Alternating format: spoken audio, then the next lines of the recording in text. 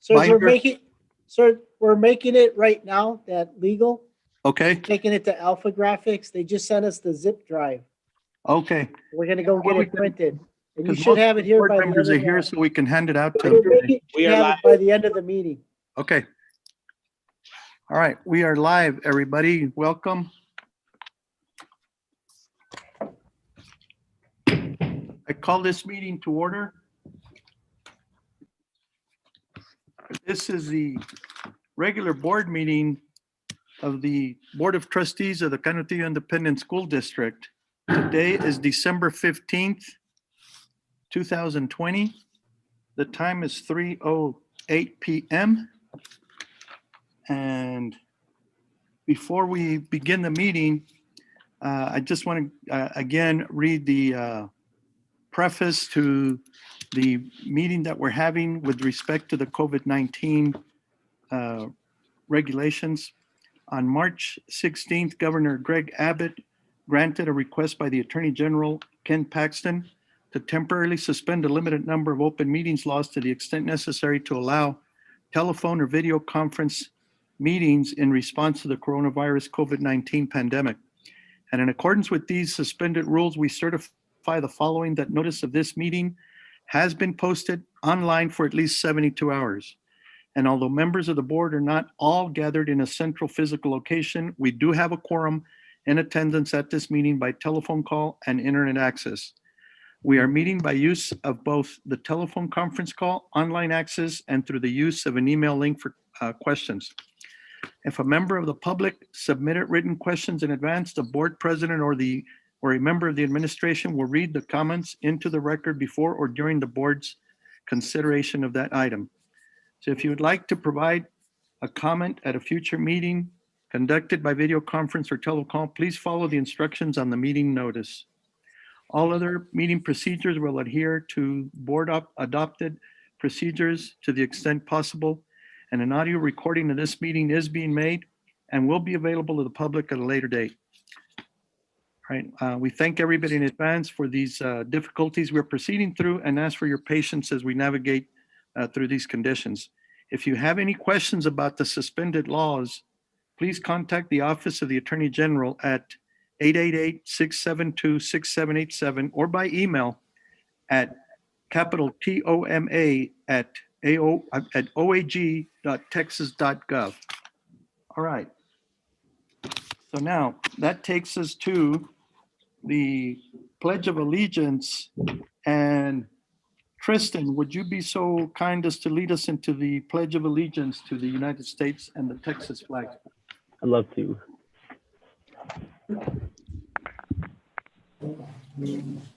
I pledge allegiance to the United States of America, to the republic for which it stands, one nation, under God, indivisible, for liberty and justice for all. Honor the Texas flag. I pledge allegiance to the Texas, one state, under God, indivisible. All right, thank you, Tristan, for leading us in the pledge. All right. Okay, that takes us to the next agenda item. Sonia, Yes, sir. Roll call. Mr. Coronado, here? Mr. Hernandez, Here.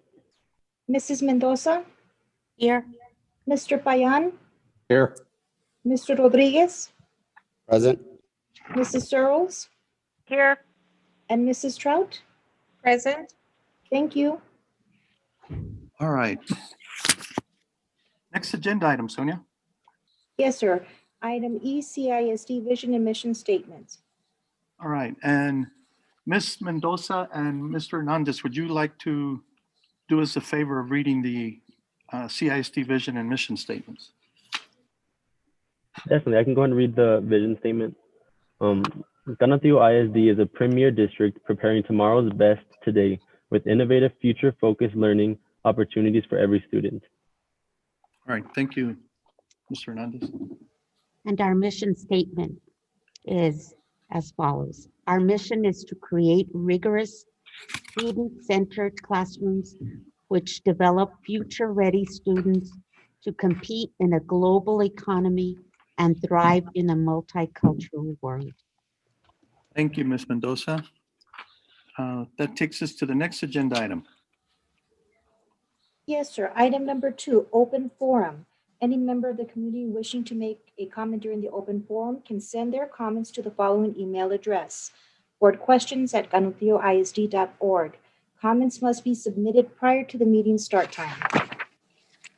All right, Sonia, do we have any comments from the board, from the community? No, sir. All right, thank you, Dr. Galaviz.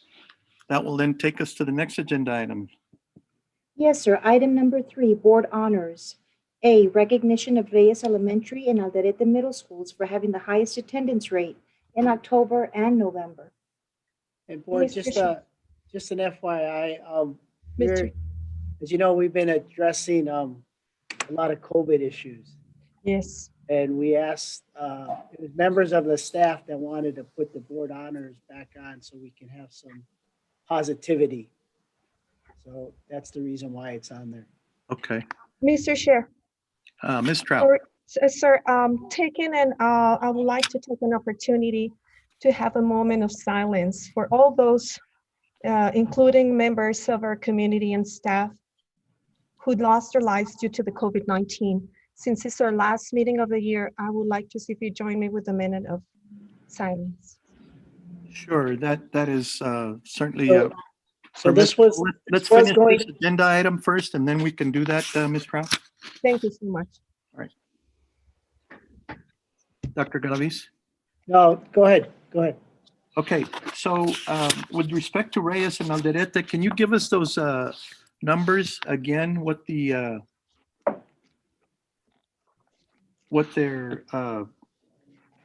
attendance rates were? Go ahead, Ms. Liza. Sure. The attendance rate for, give me just getting it. You're asking for the 2 winners, correct? Yes, I see one of them on there. The Reyes Elementary was 98.3. Correct, 98.32. Wow, that is actually very high, considering the situation and that we've had to navigate through with the remote learning. That is really excellent. Absolutely, and Alderete is 93.98. Okay. Yeah, the middle schools are usually a little higher during the, normal in-person attendance, but we understand. But, we congratulate both Alderete Eagles and also the Reyes Hawks, right? Correct, and Board President Coronado and members of the board, improved student attendance is one of Dr. Galaviz's top priorities, and will be for all of our students and parents and teachers. Learning expectations remain high even with virtual learning. Therefore, regular attendance in class is critical. So we want to congratulate Reyes Elementary and Alderete Middle School for having the highest attendance rate for October and November. These schools are leading our district in making sure that our kids are present, engaged, and supported. All right. Thank you, Liza. And again, congratulations and great going to those 2 campuses. All right. Anything else from the board? All right. Hearing none, then at this time, we will take Ms. Trout's request that we have a moment of silence again for those individuals in the district. And yes, Dr. Galaviz, you No, had. I just, we were gonna wait for the COVID updates, but today we have 1,222 deaths. And a couple weeks ago, we had one of our own, Ms. Karen Springer, our OT from, and we had several staff members who've lost their fathers, their husbands. So COVID is affecting us all. And again, we want to honor all those who have passed away from this deadly virus. So again, a moment of silence. All right. We'll do that at this time.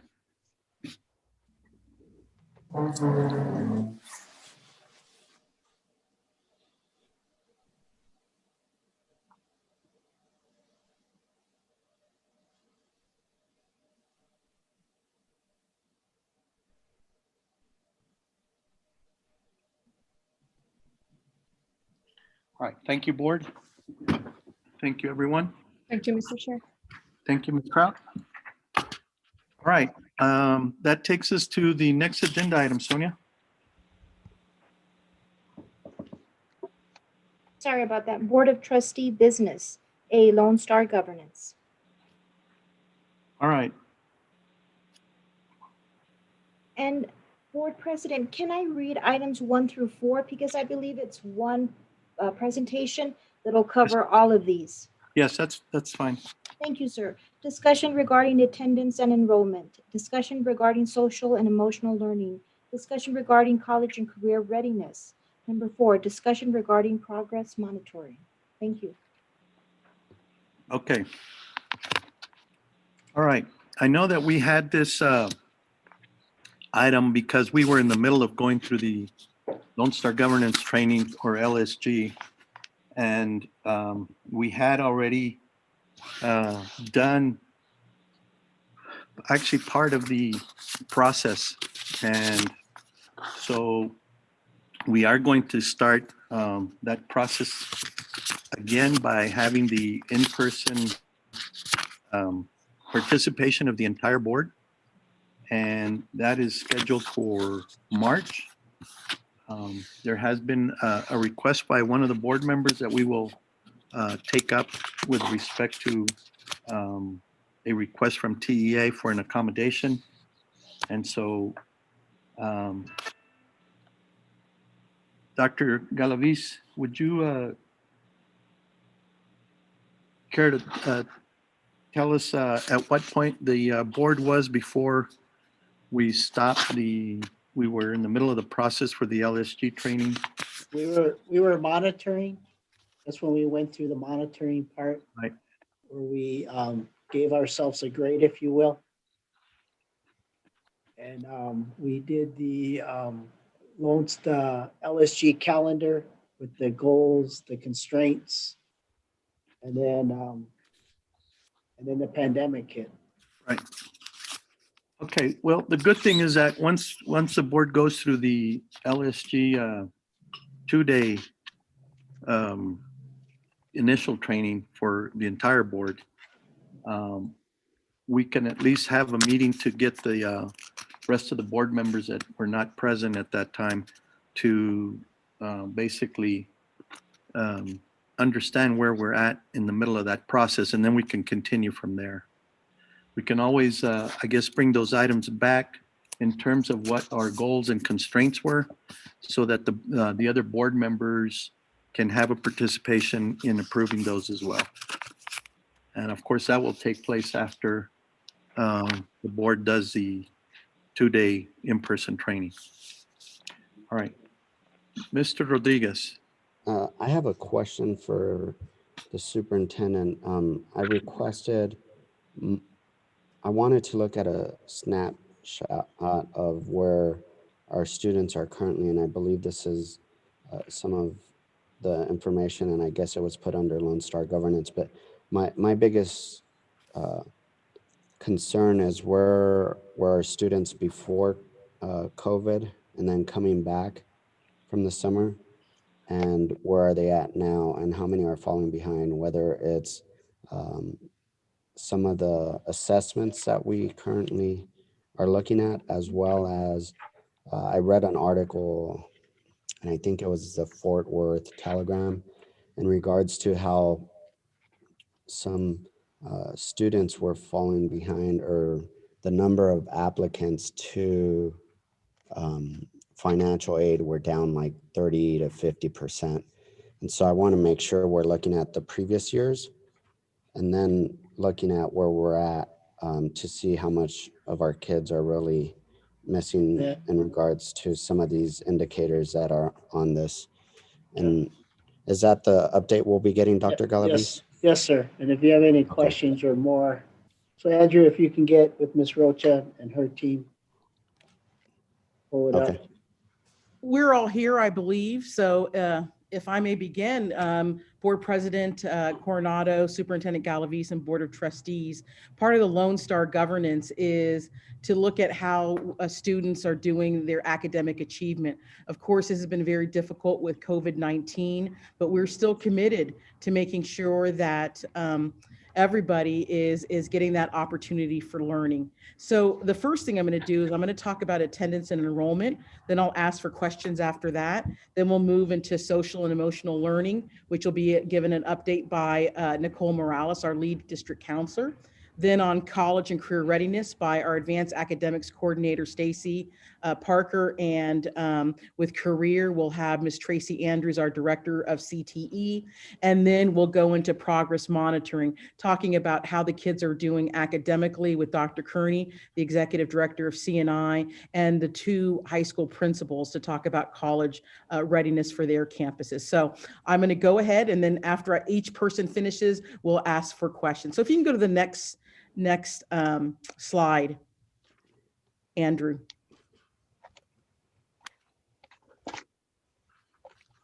Andrew, am I in charge of the slide or are you in charge of the slide? Sonia, can Wait, you? I've advanced one too far? No, I'm still on the title page. Okay. I don't know if you want to put it to as a slideshow. Can everybody see? Is everybody seeing what I'm seeing, which is the title slide? Title Yes. slide. Yes. Yes, we only see the title slide, Andrew.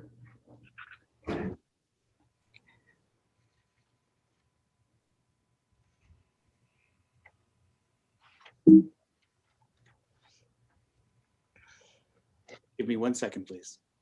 Sure. Thank you. There we go. So the first thing I want to talk about is attendance and enrollment and see how COVID-19 has affected us.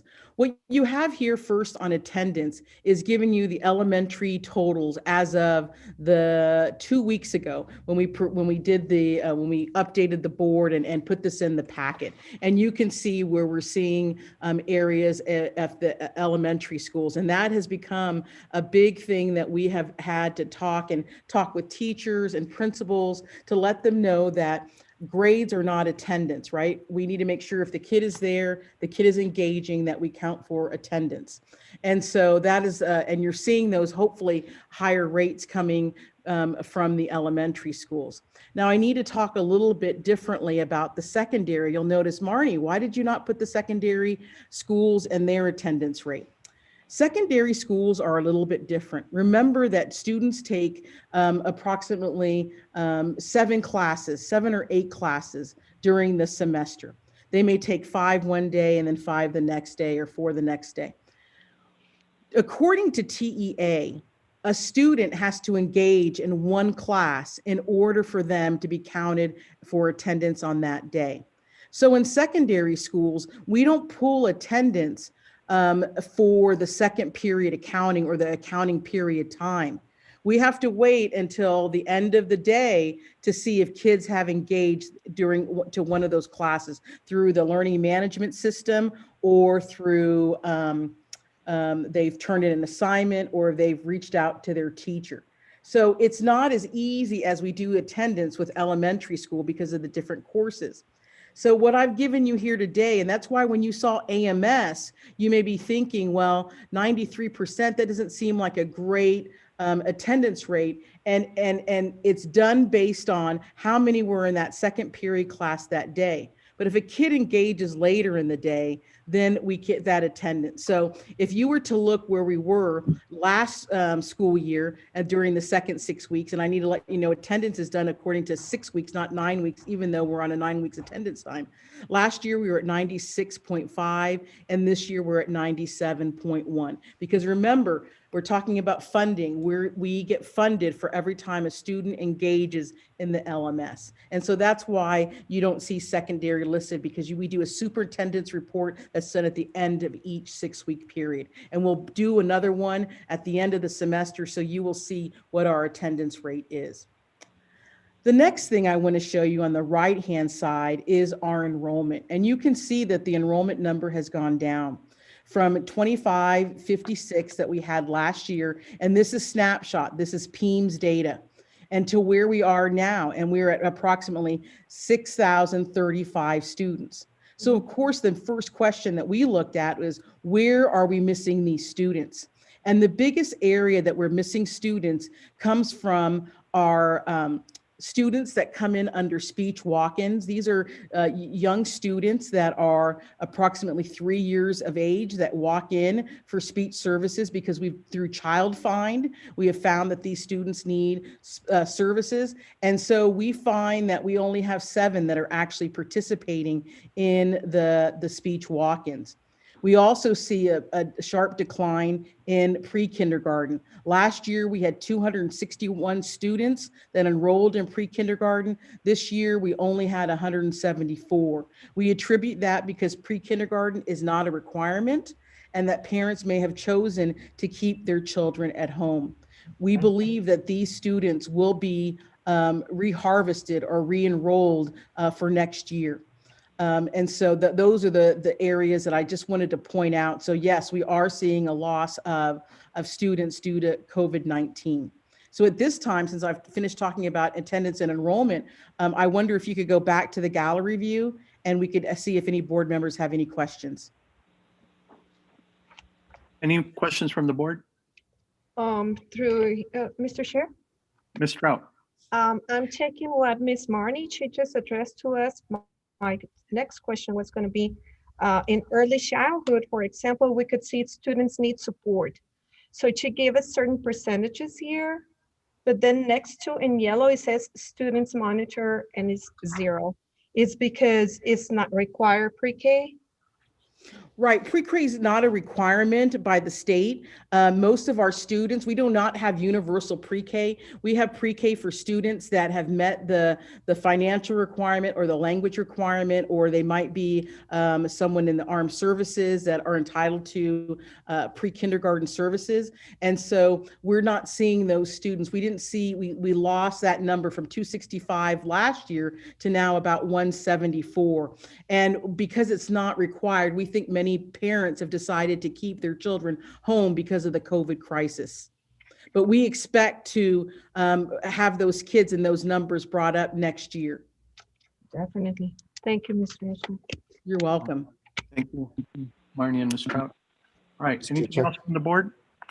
Sir, Mr. Yes, Chair, I'd like to compliment the elementary campuses on their robust, I know they have attendance clerks on those campuses that call parents on a regular basis, and they're to be commended.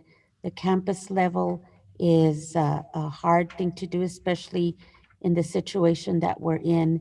And I just wanted to compliment those campuses. All right, thank you, Ms. Mendoza. All right. All right, and so, yeah, Mr. Chair. apart from that, Patsy, in some of the higher grades, like at the high school, our teachers really are doing a great job because they have to, by the end of midnight, check in on the students, make sure that those students have checked in and have engaged. So our teachers are also, is that right, Marnie, that they have to keep on track of them and make sure that before the end of the day, they've done that? Yes, absolutely. And what they're doing is they're checking their emails. They're looking to see if kids have engaged in the Google Classroom. And then that's another reason we give teachers about 2 or 3 days to update that attendance, because if they found out a kid put in an assignment at 11:59 p.m., right? To be graded, once it's graded, they can go back and fix the attendance. And so Miss Dr. Galavisa said, if you're wearing a Canutillo badge, you're helping. And Miss Mendoza and Mr. Coronado, let me tell you, our staffs have been just wonderful in helping out. And you're going to hear more about it today. But with that, I wanted to then move on, unless there's other questions about attendance and enrollment. And just to let you know, we're keeping a very close eye on it. I'd like to Mr. now Chair. go and talk about with Miss Nicole Morales about Mr. Chair, I had a question. learning. Oh, I'm sorry. Yes, Mr. Armando. Yeah, hold on, Marnie, before you. Oh, I'm sorry. Mr. Rodriguez, you had a question? Yes, in regards to the percentage growth that we're seeing, or the percentage drop, in regards to, let's say, pre-kindergarten in some of these areas, what I want to make sure is we're looking at previous years and then looking at that average growth and making sure that when we forecast, hopefully everything goes back to normal in year 2021 and 2020, but we're forecasting that growth. And we're not wanting to just catch up to the 2019-2020 school year. Are we looking at that? Absolutely. Absolutely. And so one of the things we could not do we did a pre-K rodeo, a kindergarten rodeo, where we tried to bring in parents in to register their kids for pre-K and kindergarten. This year we did it virtually. So it wasn't the same as when we have it here at central office. We have face painting, the cheerleaders are here. You know, we bring in all those fun things for kids to come in and parents to come in. We did it virtually. And so, yes, Mr. Rodriguez, we certainly are going to make sure that we do recruitment of getting those kids back into schools next year. Yes. I believe the other option that we should be looking at is innovative programs. My concern is that some of these schools, some of these drop in student population growth might have chosen other settings. And so we need to make sure, hopefully within the time that we're looking at innovative programs, whether it's IB, there's several other programs at other districts. I think Montessori is one, just things like that, where we could go out and recruit these individuals back. And then the last question, I hope we're going to be addressing failure rates earlier, because later on in the presentation, because those were the two concerns, was attendance rates and failure rates in regards to what we're seeing. What I would like to see also on the attendance of the campuses to look at prior years, when we do that, just to get that snapshot of how it looks and how we'll be able to address that moving forward. Yes, sir, Mr. Rodriguez. And we did look at the 3-year averages for pre-K so we're preparing to have that number back of the 3. And then the hope is that we have even more students coming in. And during the presentation, yes, failure rates are going to be a big one that we're going to address. And you'll see here Ms. Clapsaddle and Ms. Ariano speak on what we're doing as for failure rates with the high schools. And then because those are for credit. And then we'll be looking with Dr. Kearney will be talking about elementary and what our plan is for that. Thank you. All right. Yes, Ms. Trout. I do have a question for Ms. Rocha. Ms. Rocha, going in our slide number 12, the social emotional learning mental health initiatives. You stated here we have a helpline created for non-emergency. And also we're talking about UTEP social work interns on 4 campuses. Which are these 4 campuses and what kind of service they're going to provide? It says focus and whole child approach of family assistance. Can you please help me to understand these, ma'am? Yes, I'm going to ask you to actually go on to the next part. Mine was only talking about attendance and enrollment. Okay. Now I'm going to go to Ms. Nicole Morales. And I was going to say, would you wait for your question till they actually do the presentation on that? All right. Okay. Thank you. You can go to the next slide. Hello, board. Can you hear me? Yes. Yes. Yes. Hi, nice to see you all. So I have 3 components of this presentation. This first part is Gallup poll. Gallup poll we felt was very important to give to our students in terms of our survey, primarily because of the pandemic, but also because this gauges a lot of their hope, their feelings, their engagement with school. So we really did feel that this was important to gauge. It's obviously good data for counseling, but also for the campuses. We did give this Gallup poll from October 26th to November 18th, so it's very recent data. I can't compare with previous years because Gallup did change this year and they are gauging in 4 different areas. Previously, we were gauging students on hope, engagement, entrepreneurial aspiration, and career and financial literacy. This year, we gauge students on engagement, hope, belonging, and socially emotional learning, which is obviously a big part of our counseling program. So our students were surveyed 5th grade all the way to 12th grade. We had a 96% participation rate, so pretty good data in terms of us being able to capture student responses.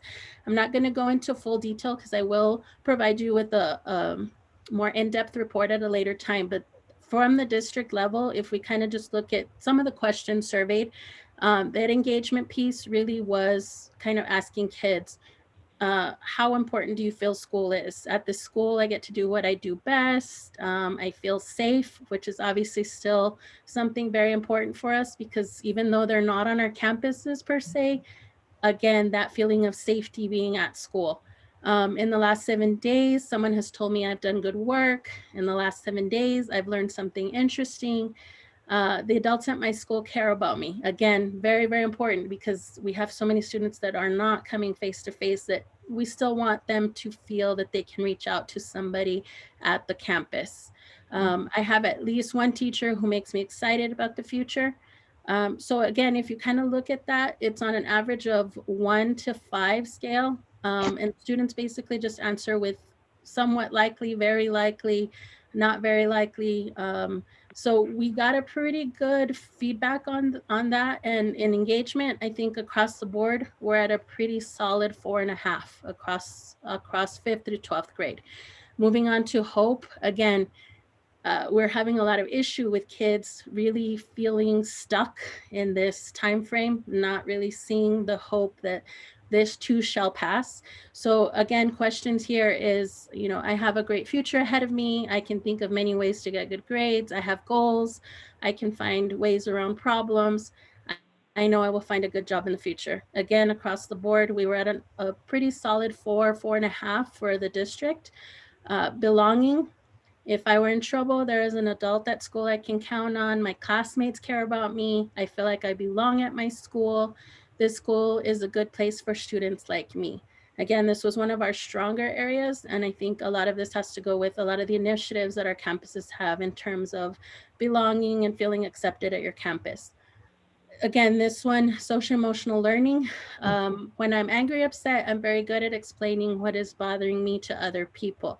I can tell you that the majority of our issues with kids right now is feeling sad, feeling a little depressed. So this, I think, was good data because if you look at that, that was our very lowest area. You know, we're at a very high 2, almost a 3. But again, that's targeted focus on what we need to address for the spring semester in getting students to really talk about their feelings and, you know, expanding on that at the campus level. When I disagree with other people, I'm very good at finding a solution, and I'm very good at listening to my friends when they are angry or upset about something. So our kids, I think, feel that they can support each other in that area. But again, really good data in terms of really capturing what's going on with our students in that social emotional level. So again, this is district data. All of the information was shared back to the campuses with administration and the counselors. Within the counseling department, we will be meeting and using a lot of this data to promote our lessons for the spring. Is there any question on Gallup poll? All right, thank you very much. Appreciate that. Okay, so moving on, Andrew, next slide. So Ms. Trout, to address your questions, I have been asked continually, what are we doing for students even though they are not coming to school face to face? As far as the mental health component and of course that social emotional learning component. So there was a helpline created at the start of the pandemic that we started with some members of student support staff. So Mr. Jesus Juarez, our DAP counselor, Ms. Abrego, our 2 social workers, myself, and really this was just kind of a helpline to kind of help students and parents navigate the waters of the pandemic and pretty much everything we started to kind of deal with at the start of the pandemic. So the helpline was created for non-crisis issues. So we weren't dealing with anything that maybe was like suicidal outcry. But again, this is where we were finding out, you know, I lost my job. We need resource help. You know, our electricity was cut off. You know, we've been evicted from, you know, the place we were living. So now we need support. So this helpline really gave us some good information. We were able to help our families and our students with the helpline. It is still active. We just aren't manning it the way we were in the beginning from 8 to 5, Monday through Friday. So we are still taking calls to the helpline, but since then I've developed a referral form for parents that need any kind of counseling service or anything in terms of student support service. So we are using that form that is on our website. Moving on, we did purchase a Rethink Education. Oh, I'm sorry, back to the other. Thank you. The Rethink Ed curriculum. And this is really how we are pushing out counseling lessons within the district. Our counselors don't have a lot of face-to-face time or even time within the day based on the shortened schedules to be able to do guidance lessons. So this was a great curriculum for us because we're able to push out SEL lessons K through 12 through Google Classroom sites, or we have counselors that actually just piggybacking onto teacher class time and presenting lessons that way. So, I mean, we have targeted focus in terms of SEL curriculum. Back to your question, Ms. Trout, the social work interns, that's a grant that we have with UTEP. So we have been blessed in that we have a variety of master social work interns that have assisted us with a lot of the issues that we're having with students. We have been doing a lot of home visits, welfare checks across the board. Again, students that have been non-engaged. So we were very limited with the amount of people that were able to go do home visits. So these interns have been definitely a blessing because they have assisted us with doing those home visits, those welfare checks. And again, issues that are coming up with our families in terms of assistance. We have a lot of students that have been displaced from their homes. So helping to find alternative placement for housing. Campus staff was trained this year on trauma-informed care. That is a Senate bill that came through from TEA, but trauma-informed care, I think, was crucial with the pandemic because it really made everyone sensitive to, what our families and our students are facing.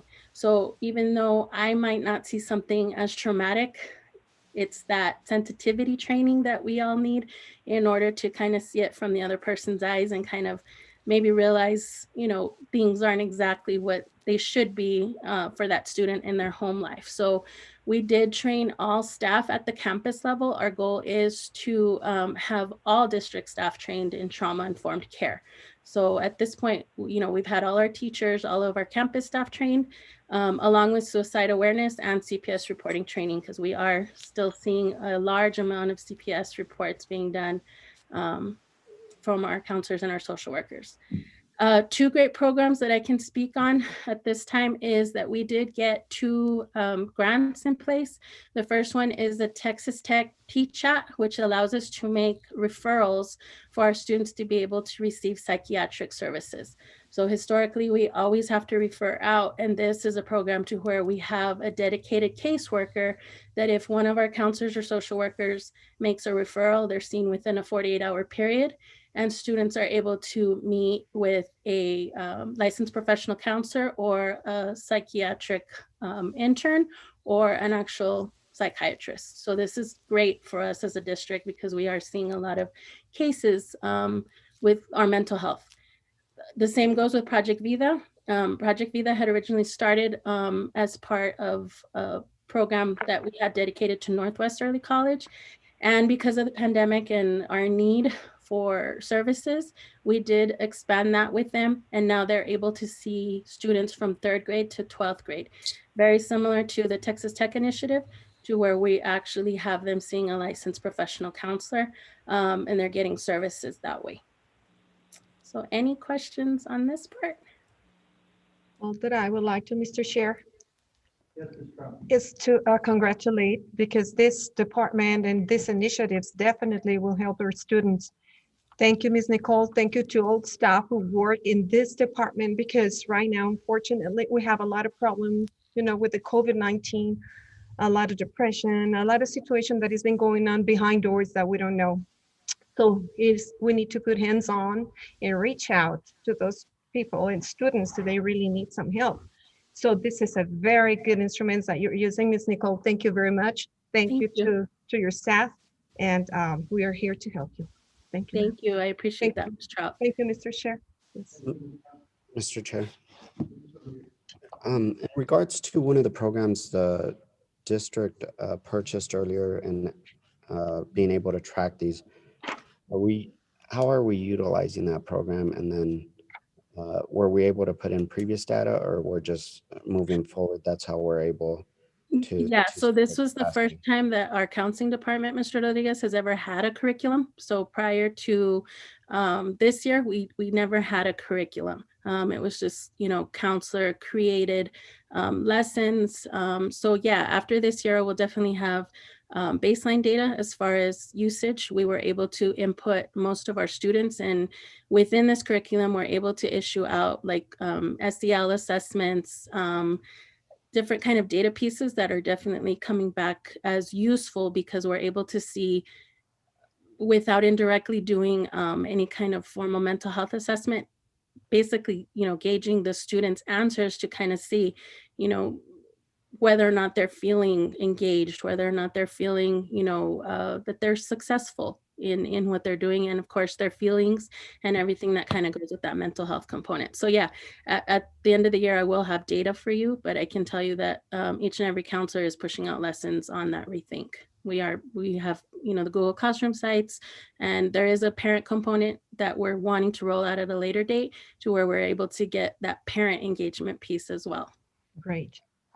Is there a component that actually allows us to measure the services we're providing those students to encompass, I guess, the history and then future needs?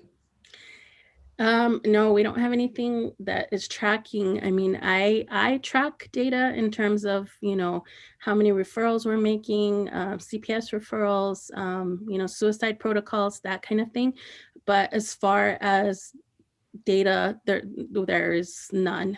Within the rethink, like I said, the SEL component and the assessments within that will give us some good data that will definitely be able to track with students, because if a student does their SEL assessment in 3rd grade, we'll be able to track that all the way through high school, right? Which will give us some data on the changes that happen within that student. Okay, something we should probably look into. Yeah, definitely. And again, there's just, the counseling department as a whole, since this is technically only the start of my 3rd year, there's just so much that we are finding that, we need as a district. And again, we're moving in the right direction. I feel great because I know the counselors, that whole child approach that we're doing with the counselors and the social workers, that like I can tell you has never happened before. So it's kind of where the counselor and, with the campus ends, and then the social worker comes in, is able to help the family on the home end. So it really is that whole child approach. So we're working towards that. We are definitely moving forward in that sense. Just, I've seen, would that like encompass the communities and schools, or is that a completely separate model? That would be a separate model. Communities and schools is a separate model in terms of that, because we really are trying to focus on that whole child approach and working with getting that mental health component that equates to the academic success. Okay, thank you. We You're appreciate it. welcome. Mr. Chair.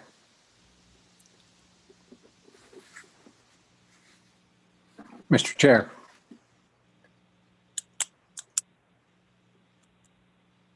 You're muted. Sorry, Mr. Pan, I think I was muted. I think Okay. I clicked the button accidentally. Go ahead, Mr. Pan. Ms. Morales, 2 questions. Sure. Then pardon me, FCL, what is that? Social emotional learning, Mr. Payan. Okay. Question 2, can you track geographically what areas of the district are having more issues with these issues? Yes, sir. I can share that data with you because it's, again, very surprising. It's not a socioeconomic issue. At this point, the pandemic has really brought a lot to light as far as mental health. So there is not a component to socioeconomics, but I can share that data with you on my end as a board. Is there, is it different Is there one campus, two campuses that are more prominent or more? I will be honest. I mean, prior to the pandemic, we did have targeted campuses that we did have a little bit more issue with. However, now in light of the pandemic, we really dealt with a lot of crisis issues in secondary. And unfortunately, now I can tell you it is actually our elementary levels that are having a lot of mental health issues. This is just district-wide? Yes, sir. Yes, sir. Yeah, I wish I could really say it's, one geographic area. It's not, sir. It is district-wide. And I think it's region-wide, because we do speak on this, with regional committees, our mental health consortium meetings, and it really is an issue. Region. Thank you. Yeah. And thank you for everything you do. Thank you, Mr. Pan. All right, thank you.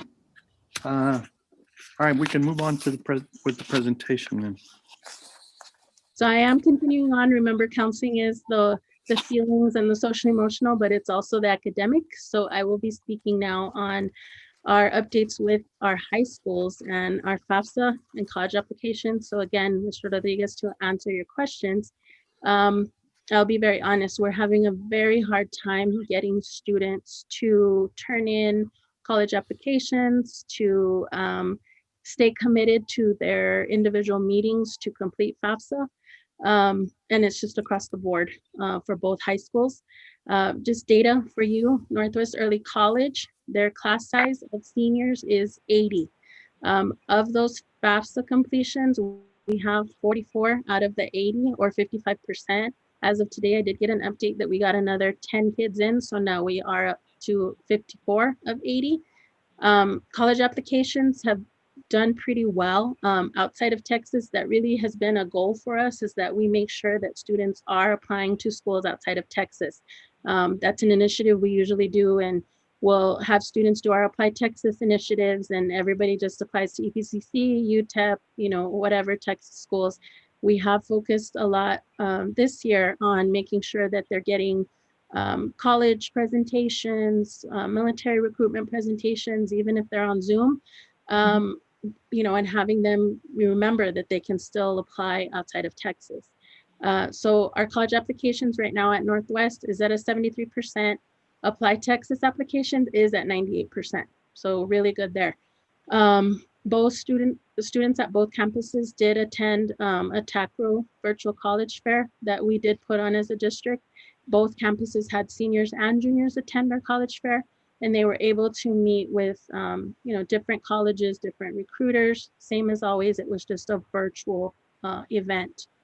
For Donatiu High School, our class size of seniors is at 342. Our FAFSA completions there are 102 out of the 342, or about 30%. Again, college applications outside of Texas right now, we're sitting at about 32%, and our Applied Texas applications are sitting at about an 80%. CHS was granted a New Tech Network grant that I'm very excited about.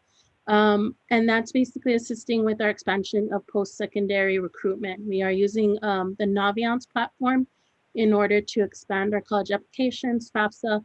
And the great part of that is that we will be able to track all of our data long-term in terms of even after high school, if our students are staying enrolled in college and if they're completing. So that's definitely data that we are really looking forward to getting from NTN.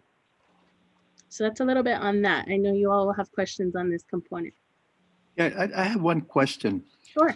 Do you have the figures for the percentage of applications in FAFSA that were done compared from last year to this year? Yes, we do. And unfortunately, we didn't add it to this presentation, Mr. Coronado, but I can tell you there is a dip. By this time, just a reminder for the board, FAFSA opens up October 1st. So it's not like we've started since August. FAFSA opens up October 1st. Our goal from the very beginning was to make sure that we meet priority deadline by January 31st, because that's when that first pool of money basically grants our students the most financial aid. Right. And then of course, those merit-based scholarships as well. So again, I can tell you, counselors have still been doing Zoom meetings. We're still testing on Saturdays with ACT, SAT, everything that is encompassed with the college application process. But again, we're just having a really hard time getting students to either send us their acceptance letters or to kind of meet with the counselors and keep their appointments for FAFSA applications. But we do have several events planned at both campuses just to make sure that we, are assisting our students and that they know they don't have to, undertake the post-secondary process on their own. Okay, so we do have some events coming up. Yes, and we've had several, and our counselors across the board have been the ones that have been on campus, this whole semester. High school as well, they're on campus. We have a lot of events. We are available to students if they do want to come in. It's just, small groups at a time, and they're meeting with the counselors one-on-one. When are the next events planned for? So in January, just background, TSI, we will be testing TSI in January at both campuses. So TSI, remember, is the Texas Success Initiative, and that's the test that we have to give students, seniors that are going to college, need that in order to be placed into their college level classes in Texas, as well as testing them for dual credit opportunities. So our 8th graders and our 12th graders leaving will be tested in that area. And then of course we have FAFSA days and more FAFSA appointments that will be done. Our government teachers did assist us with creating FSA IDs, which is basically the PIN that students need to complete their application. So all that has been done. We just need to kind of get all of our parents and our students involved so that they can finish those FAFSA applications. And, so are the counselors able to reach out to the students directly? Yes, sir. Yes, directly, sir. and maybe Yeah. remind them, have reminders? Most counselors at every campus, K-12, have their own Google Classroom site. High school obviously has a bunch of different reminder ways to reach out to students. They've expanded their social media presence. So we've created, Twitter accounts, Facebook accounts, any which way to try and reach out to students. All right. Thank you. Mr. Chair. Work. Yes, Mr. Payan. Ms. Morales, any update? Are we doing anything to increase or maybe enhance the application to the military academies? Yes, sir. I knew you were going to ask that, Mr. Payan. We do have one student that has applied to the U.S. Naval Academy. So we're pending the results of that. And then, of course, I will let Ms. Clapsaddle, Ms. Arellano talk a little bit more on their students and things that are happening at their campus. But yes, we did. We had one student that did apply to the Naval Academy and was able to get their congressional appointment. And we're just kind of waiting to see what the follow-up with that is. Because last year also Representative Moody had a scholarship for the military that he could hand out. And I don't know if we could do that also this year, reach out to him and find out, or get our kids to apply for that one. Sure, sir. I can do that. Thank you. And that's Representative Moody? Yes. Okay, sir. Yes, I can do that. Thank you. It's a Texas Military Academy or scholarship. Okay. Yes, sir. Mr. Chair. Mr. Rodriguez. So the article that I was mentioning earlier, it's actually the Fort Worth Telegram, and then it says troubling financial trends suggest COVID-19 dash Fort Worth kids college hopes. And so when you look at it, there's actually a diagram on the bottom with the data, and it shows El Paso is actually down 25.4%, Isleta ISD, and these are ISDs. Isleta is down 26.2%, and it shows that Socorro is actually up 5.7%. So it might be interesting to reach out to Socorro and see what they might be doing. But my biggest concern in regards to we know many of our students are economically disadvantaged, and this is a huge way to bridge that gap. And if we don't address this by the time they actually graduate from high school, then many times they decide not to, or they believe that they can't have that opportunity for higher ed. And so I want to make sure that we address that.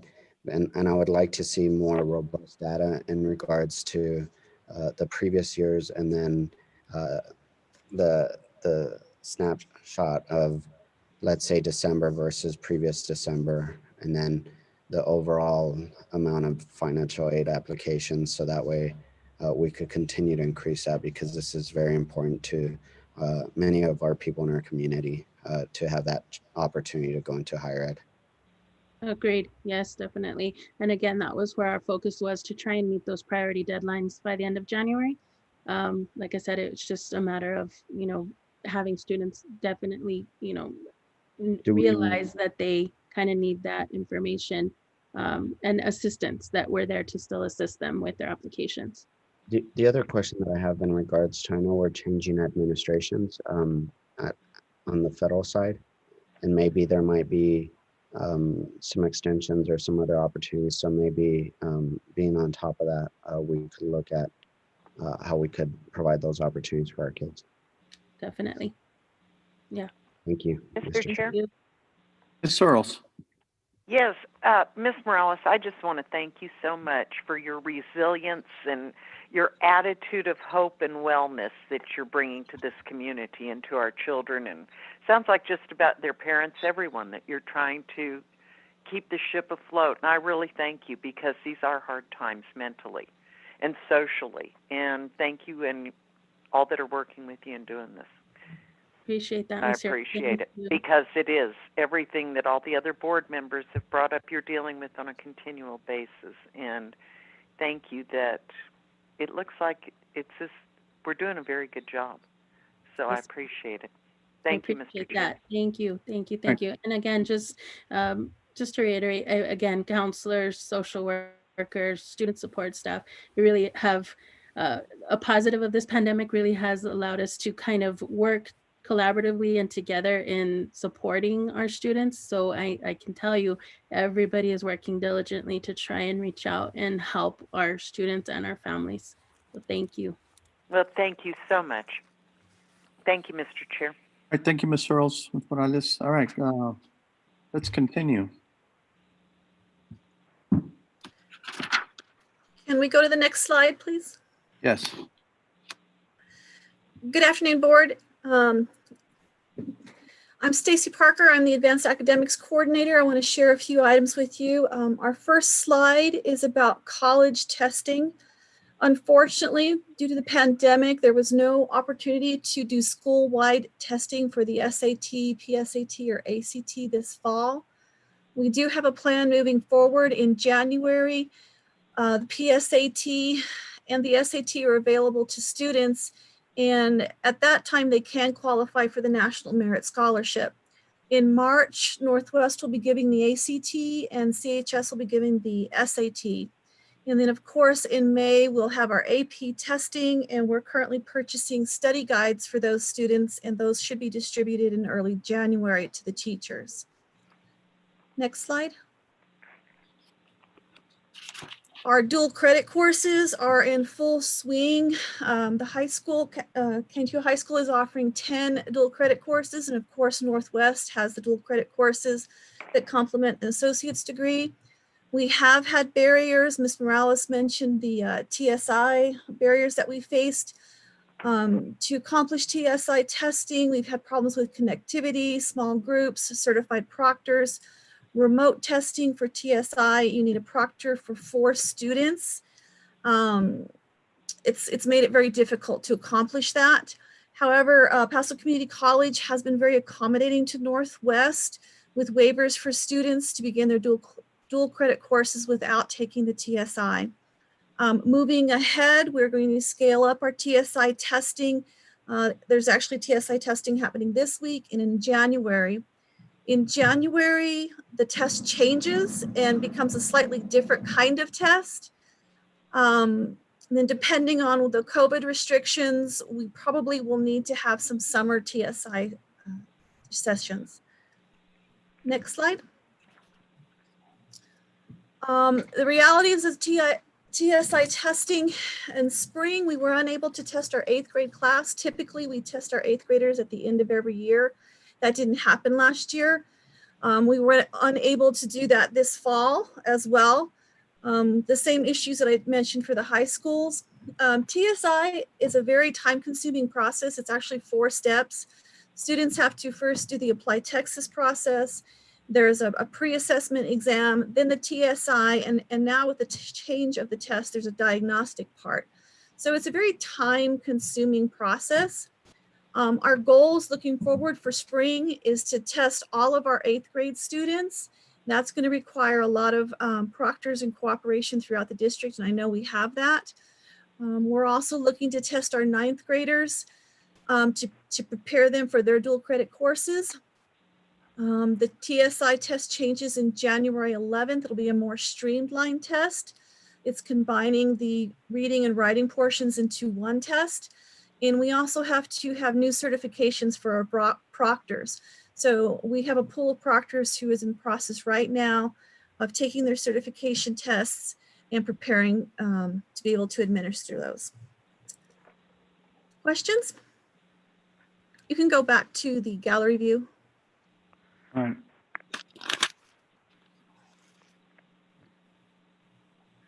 Okay, thank you, Ms. Parker. Anybody have any questions from the board? Okay, then let's go on to the next item. Chair. Mr. Chair. Mr. Bayan, you have a question? Yes, sir. On the question on the SAT and PSAT and ACT testing, just to clarify something for me, is there a formal process where you actually try to prepare the kids to take these tests? As far as a class, a prep class? Process or anything to try to get these kids to give them an idea as to what they're facing when they take these tests? There's Northwest has a both campuses have a grad coach that works some with the students on preparing for that. There's also the websites themselves. The College Board website has online academies to help them prepare and practice. So does Acuplacer for TSI. So there are possibilities for students to prepare. There's numerous study guides that are available. I'm not sure if that answers your question completely. Does Canutio Independent School District has something in place to help these kids prepare? Not specifically more than the grad coach. We have a course for the TSI, but specifically for SAT, ACT, not that I'm aware of, sir. Do other school districts have it that you know There of? can be courses that do a type of review for the exams, SAT and SAT reviews. I'm not sure what school districts are still offering that. That's just, I don't have that information. I could research that for you. Ms. Rocha, is there any way we could look at doing something like this in the future? Sure, absolutely. What I would like to do is when we get to the point where Ms. Ariano and Ms. Clapsaddle are presenting, they can talk about what the type of test prep that they're offering through their classes that they have. And they'll be able to tell you specifically what's going on with their graduation coaches. Thank you. Thank you. Mr. Chair, All right, thank you, Mr. Payan. can I add to Mr. Bayan's question? Sure. I think I'm not sure if it's East Sled ISD or some of the other districts, but they actually require their students to take an ACT or SAT, and that might be another indicator point. I know we've talked about expanding that, and maybe making it a requirement, so that way we're able to look at a different data point other than the high stakes test or the testing they do in high school. Yeah, we do school-wide testing. This fall we could not because of what ended up happening with the COVID-19. But we usually do school-wide testing of PSAT, SAT, or ACT, and that usually happens school-wide. So as far as every kid having the opportunity. It's done during the school day, and I'll let the two principals talk about that. And for TSI, after the kids we're testing 8th graders at the beginning of the year, at the end of the year. They took it at the beginning of the year, and those students that were close to passing, we had tutors come in that we paid for, so those kids could then get individualized tutoring to give them a greater possibility of passing at the end of 8th grade. So then they could start taking dual credit courses at 9th grade, which usually turned out to be the Education 1300. And so we had a lot of students there doing that. So, but for the other part of the test prep, the college prep test, I'll let Ms. Clapsaddle and Ms. Ariano speak on it. All right. Let's. Mr. Chair, Mr. Payan. if I may, I'd like to see if I could ask one more question of Mrs. Morales. Sure. Is there, or maybe I can ask the high school principals, is there or how robust an effort is there to get kids to apply to the military academies? Or is it leave it up to just the individuals that are interested in applying? Well, it's both. I mean, we do have those presentations with the military when they do come, because I mean, we still are offering every military academy that is coming in and presenting. We're still offering ASVAB testing, all of that. But I mean, it really is a family decision, just because it is such a extensive process in getting those, you know, congressional appointments, or the kind of the process that happens behind the scenes. So, I mean, it's advertised to students, but as far as how much the school does, I mean, it really is more on the parent component, Mr. Bayan. Okay, thank you. All right, thank you. All right, let's move on to the next presentation.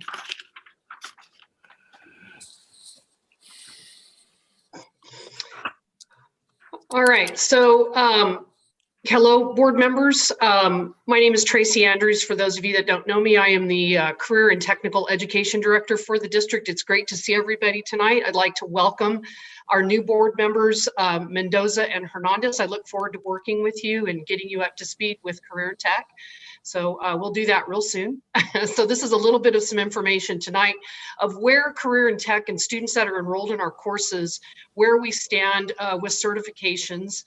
And these are industry-based certifications that students can earn during the time that they are enrolled in Career and Tech classes. So the first slide, what it's going to look at, the blue bar at the top of 268 certifications earned was where we were at last fall in 2019. So where we are at currently is the bars that are underneath that. So as of the 7th of December, we have been able to earn 84 certifications, students have. We're projected to earn about another 46, which would make a total of 130 by the end of the fall 2020 semester. Okay, so this is where we project that we'll be. Mostly now we're earning certifications are being done remotely, which has some challenges to it as well, but we are making it happen. And so we do have more that we will do in the spring, and a lot of our courses offer the certifications at the end of the course, and so they typically all happen in late spring. So next slide, please. All right, so here is where the comparison between, you know, where we were at last year, what we totally earned in industry-based certifications, which was 509. And this is again at both high schools, Caney-2 High School and Northwest. And where we project that we could be based on the number of students that are enrolled in CTE classes at both campuses that are in CTE courses that offer certifications. So we are hoping at the end of 2020, 2021 that we will be at 503.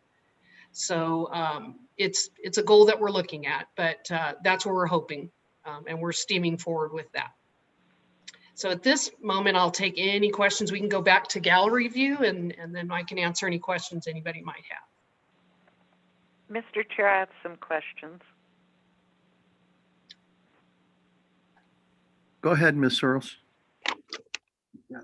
Ms. Andrews, I'd Yes, like ma'am. to ask you, and I don't know if this is the appropriate time to discuss this or not. In our Thursday packet a few weeks ago, we received your year 1, year 2, year 3 CTE plan.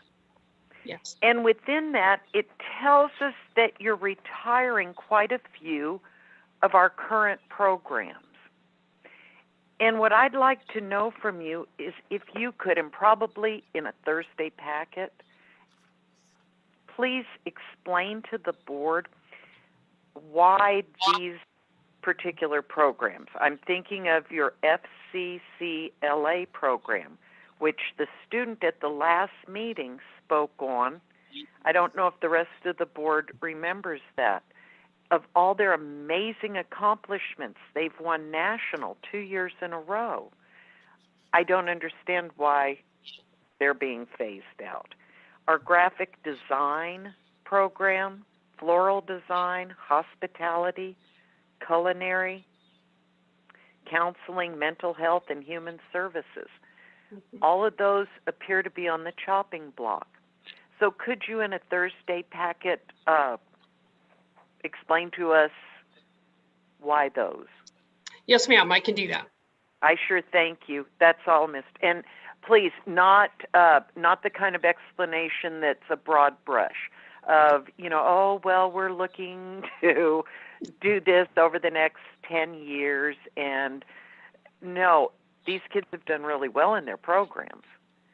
And we've spent a lot of money putting into these programs. I'm thinking graphic design being one we've just recently put quite a bit of money in the past 2 years into.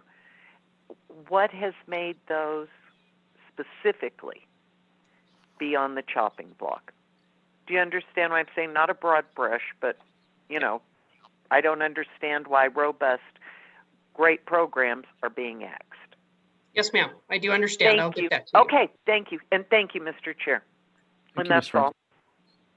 Frank. All right, Ms.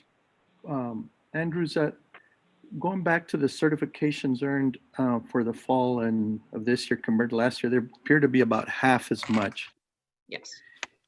Is obviously some of those certifications require obviously a lot of in-person instruction, probably more so than other things. Is that going to be one of the major things that's holding us back? Is that it? I believe so. The remote process for students to be able to take, for example, Microsoft Office certifications is that we're fighting all the rest of the school districts in Texas for spots.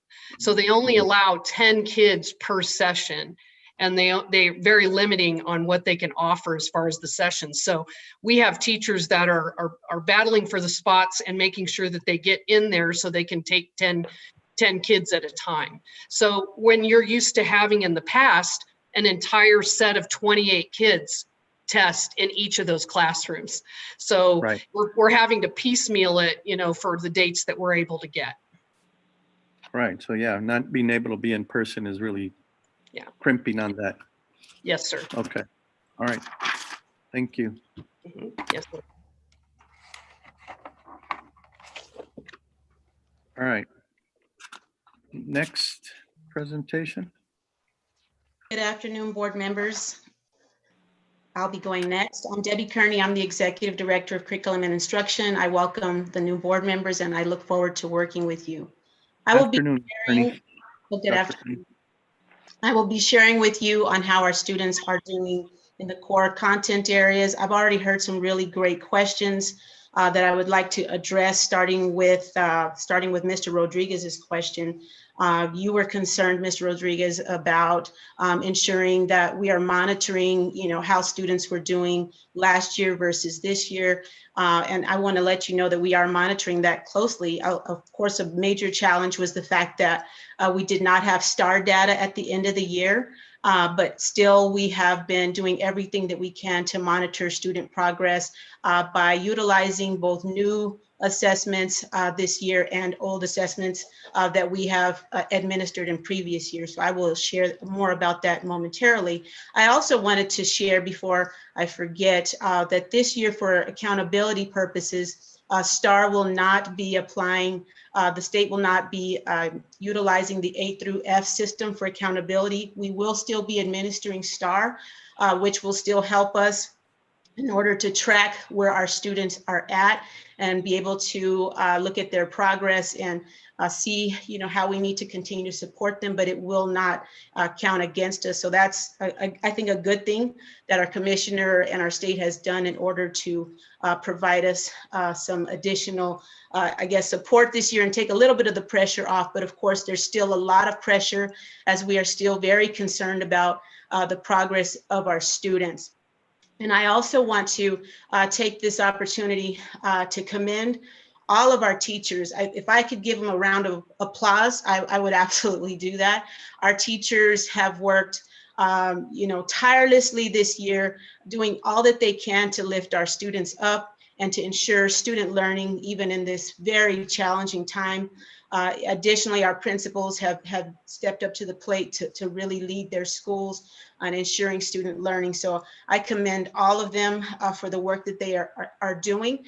Yes, we still have some challenges with regard to student performance. It continues to be a bit of a research puzzle that we will continue to, continue to look at for years to come. Unfortunately, this is going to be something worldwide that we continue to see how this pandemic will continue to impact this group of students at various age levels, and to see how all of it is going to impact them. But I can tell you that in Canutillo ISD, we have done everything that we can to put in place both proactive and preventive measures to ensure that our students have the absolute best opportunity possible to be successful. Our teachers are going through robust professional development this year. Our campuses are doing amazing interventions morning, afternoon, throughout the school day. We've also been very initiative rich this year, even more so than ever. And our teachers have stepped up to the plate and have been very welcoming concerning all of the things that we have asked them to take on in order to support our students. So I just wanted to say all of that to kind of build a trajectory for this work that we are all doing in this heavy lift that's happening at this time. I do have what I feel is a little bit of encouraging news. For the most part, we've noticed that our students this year compared to last year around this time, they are performing at about what the expected level would be for the beginning of the school. I must say that one of the questions in the research puzzle was, as students began this year, how would we be able to identify differences between COVID slide and summer slide? Because usually at the beginning of the year, when we were assessing students, September, October, you would normally see some summer slide. But this year, of course, we had COVID, a little bit of COVID slide because, obviously we shut down back in March. The good news is the majority of the TEKS had been taught and continue to be taught, from March until the end of May when we ended school. And as you know, we had a very robust summer program this year that we feel really helped students to be as much as on target as possible compared to the students from last year. So Mrs. Trout, you asked a really great question as we look at this early childhood data. You asked a question about the percent of students being monitored. I do want to say that that group in the yellow is a group that could go either way. So they're being monitored because if we don't act now, which is obviously what we're doing, they could end up as a group that's in that need of support group. As opposed to being in the group that is on track. So we're monitoring that group. We're monitoring, of course, all students, but the assessment is showing that this is a group that could possibly go either way.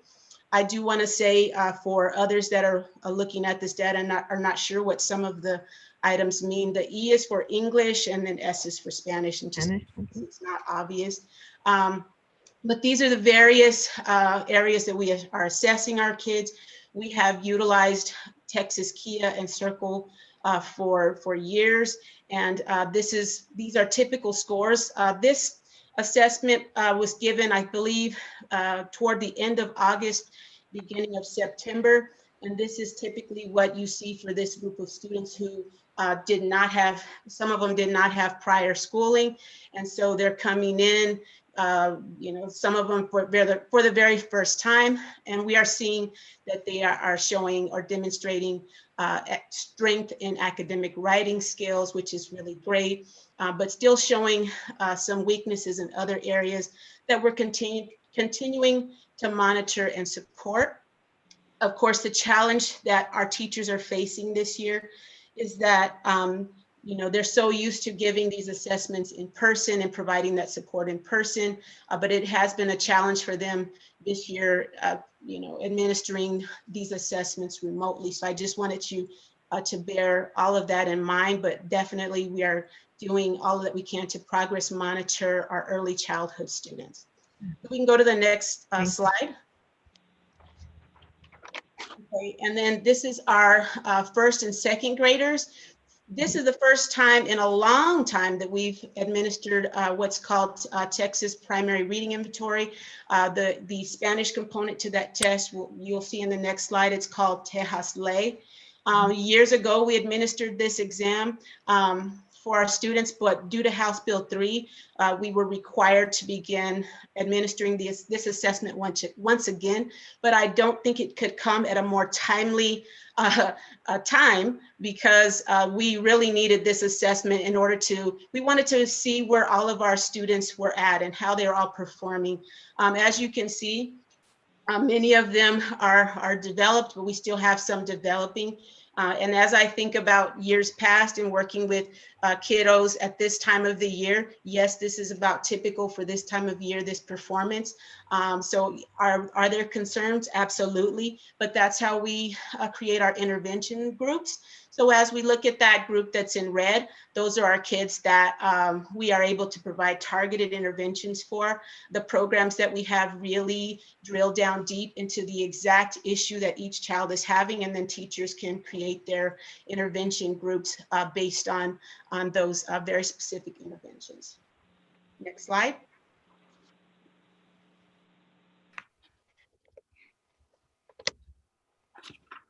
Can you go to the next slide? Okay, thank you. And so this is the Spanish component of TPRI.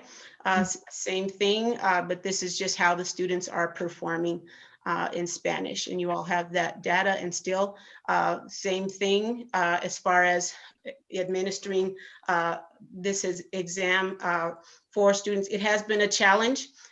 Because normally you would do this exam one-on-one or in small groups, but still doing it virtually. But we are still seeing that students are performing at typical levels, even though the data looks a little scary, as you look at it. But for this time of the year, it is pretty normal, because that's what teachers utilize. And as a matter of fact, some students, it's scary for them at the beginning. I'm sure it's even scarier this year, because they're some of them that are coming in person are meeting their teacher with a mask on and different things. And that's a bit of a challenge for them. They're little, it's different. So it takes them some time to warm up to them and get used to it. But otherwise, this is typical, even though there are some challenges with administering the exam. Next slide. And then this is also our reading language arts. We're showing that most of our kids utilizing the ISIP are on tier 1, which is great. We have more kiddos on tier 1 than are on tier 2 and tier 3. We are also utilizing the Renaissance Star. And so we are grateful that we have various assessments to be able to monitor all of our pre-K through 2 students, as well as on up. This data is really helping us at this time, because we thought we were going to be able to administer the Texas Education Agency beginning of Y assessments, and we did administer them, but we found that the data was a little bit inconsistent, and it didn't really provide us the data that we needed. So the iStation at this time is helping us to know where our students are at. Next slide. And then also in mathematics, we're utilizing Imagine Math. And so we're seeing that based on the amount of the curriculum that had been taught at the time that students had been assessed, most of them are on track. We are still monitoring them. I feel like this is the best time for our students because we are doing so much in the area of math than we ever have before. This is our first time having a district-wide math program, which is Imagine Math. We also just became a Math Innovations Zone district, which we're excited about. That's bringing hundreds of thousands of dollars to our district, which will support students in the area of mathematics. Mathematics is probably the most concerning area when it comes to the COVID slide. Even though there will be concerns in the other content areas, mathematics learning is the most at risk. So we are doing all that we can to monitor that. I did want to let you all know that our students at this time are taking the interim assessments, opportunities 1 and 2 for language arts and reading and math as well. And that's interim opportunity assessment 1, and they will later take, I guess, beginning January, February, they'll take opportunity 2. That'll be the other window for that. And we'll be able to have pre-test, post-test data that we will be able to compare. So interim opportunity 1 closes this week, and we'll be able to have that data to provide for you, which will really help because, like I said before, the BOY data just really didn't provide at least the BOY from TEA did not provide the data that we were hoping for, but the interim data we believe will provide us even more information to be able to act on and know where our students are at and the various targets. We're still excited about our algebra programs that are happening in the middle school, the partnership with CREED. We're just doing many, many things to be able to continue to challenge our students and to provide the support that they need during this critical time. Next slide. And then science, we know that with science, around 40% or more of our standards require that hands-on opportunity in the lab for our 5th and 8th and biology students. So real challenge right now is not really being able to have that hands-on like they're used to, but having to provide those demonstrations virtually. So that has been a bit of a challenge. So we are seeing that 5th grade is a tad behind, at least a couple of weeks ago when we were developing this presentation. They're doing all that they can to get back on target and make sure that they have made sure that they've taught all of the TEKS by the end of the year. And then science is also doing a fall ready. There's not an interim assessment available for science or social studies. So the district did create its own sort of fall ready assessment, and that is being administered right now. And then that closes on Friday as well. And we'll be able to have that data for you afterward. Next slide. Same thing here with social studies. We're limited on common assessment data. So we also have a fall ready assessment for our social studies students. We're excited because we did purchase some really great resources for our social studies students this year in order to make sure that they have all of the tools that they need available to them in order to be successful. So again, they are taking their fall ready. They will have until Friday when that window closes, and we'll continue to monitor their progress with social studies. And if we can go to gallery view before we go to Northwest, that way I can see any questions.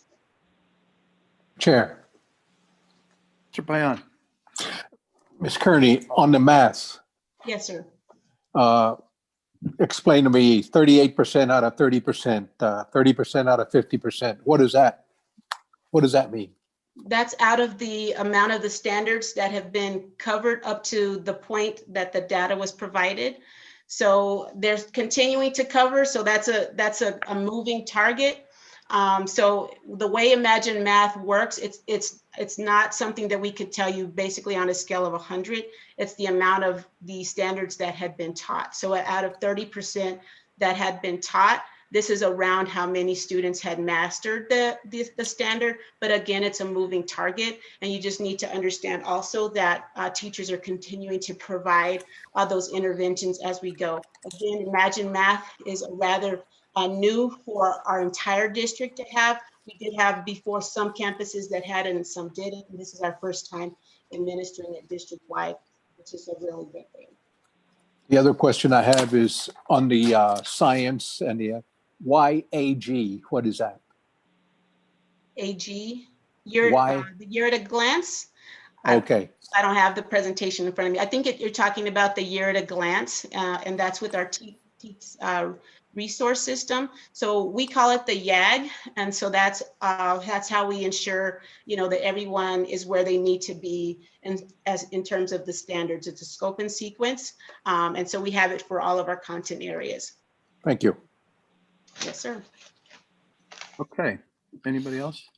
All right, let's move on, Dr. Crane. And next it'll be Miss Arellano, and she's going to share with you how we're doing at Northwest. All right, thank you.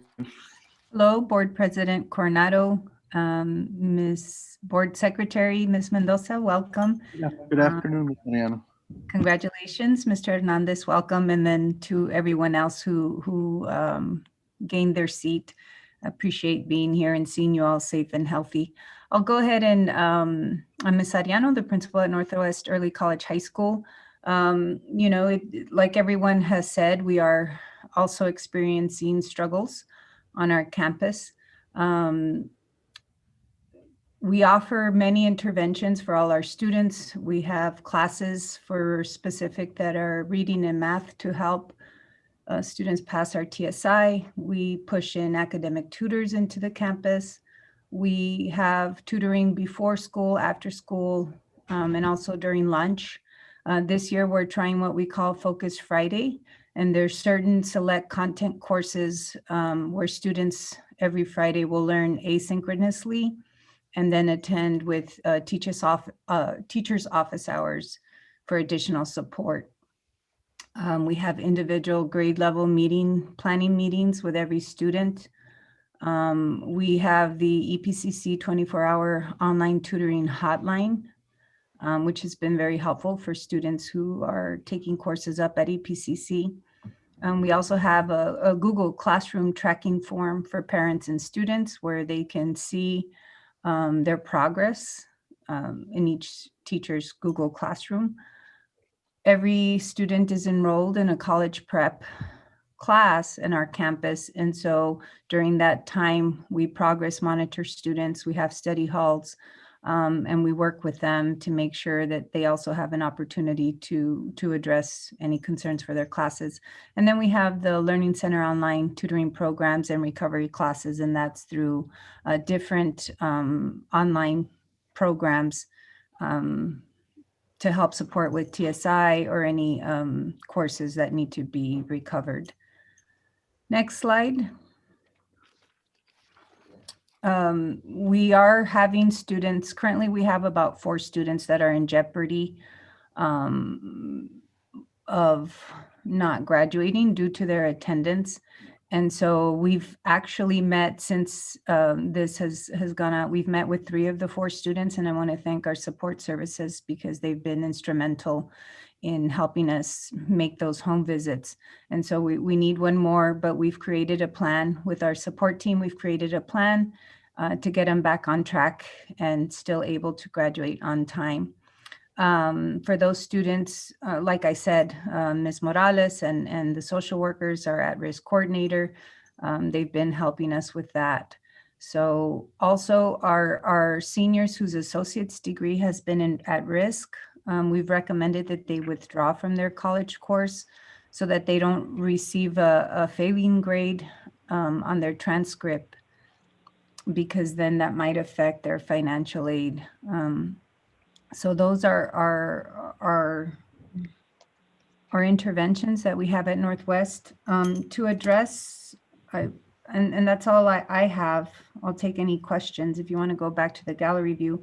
But to address Mr. Payan's question, all our juniors take the ACT and the PSAT, and we prep for that. They're all enrolled in a course with our college readiness coordinator, sorry, and she preps them for the ACT. They actually all take a practice test with her.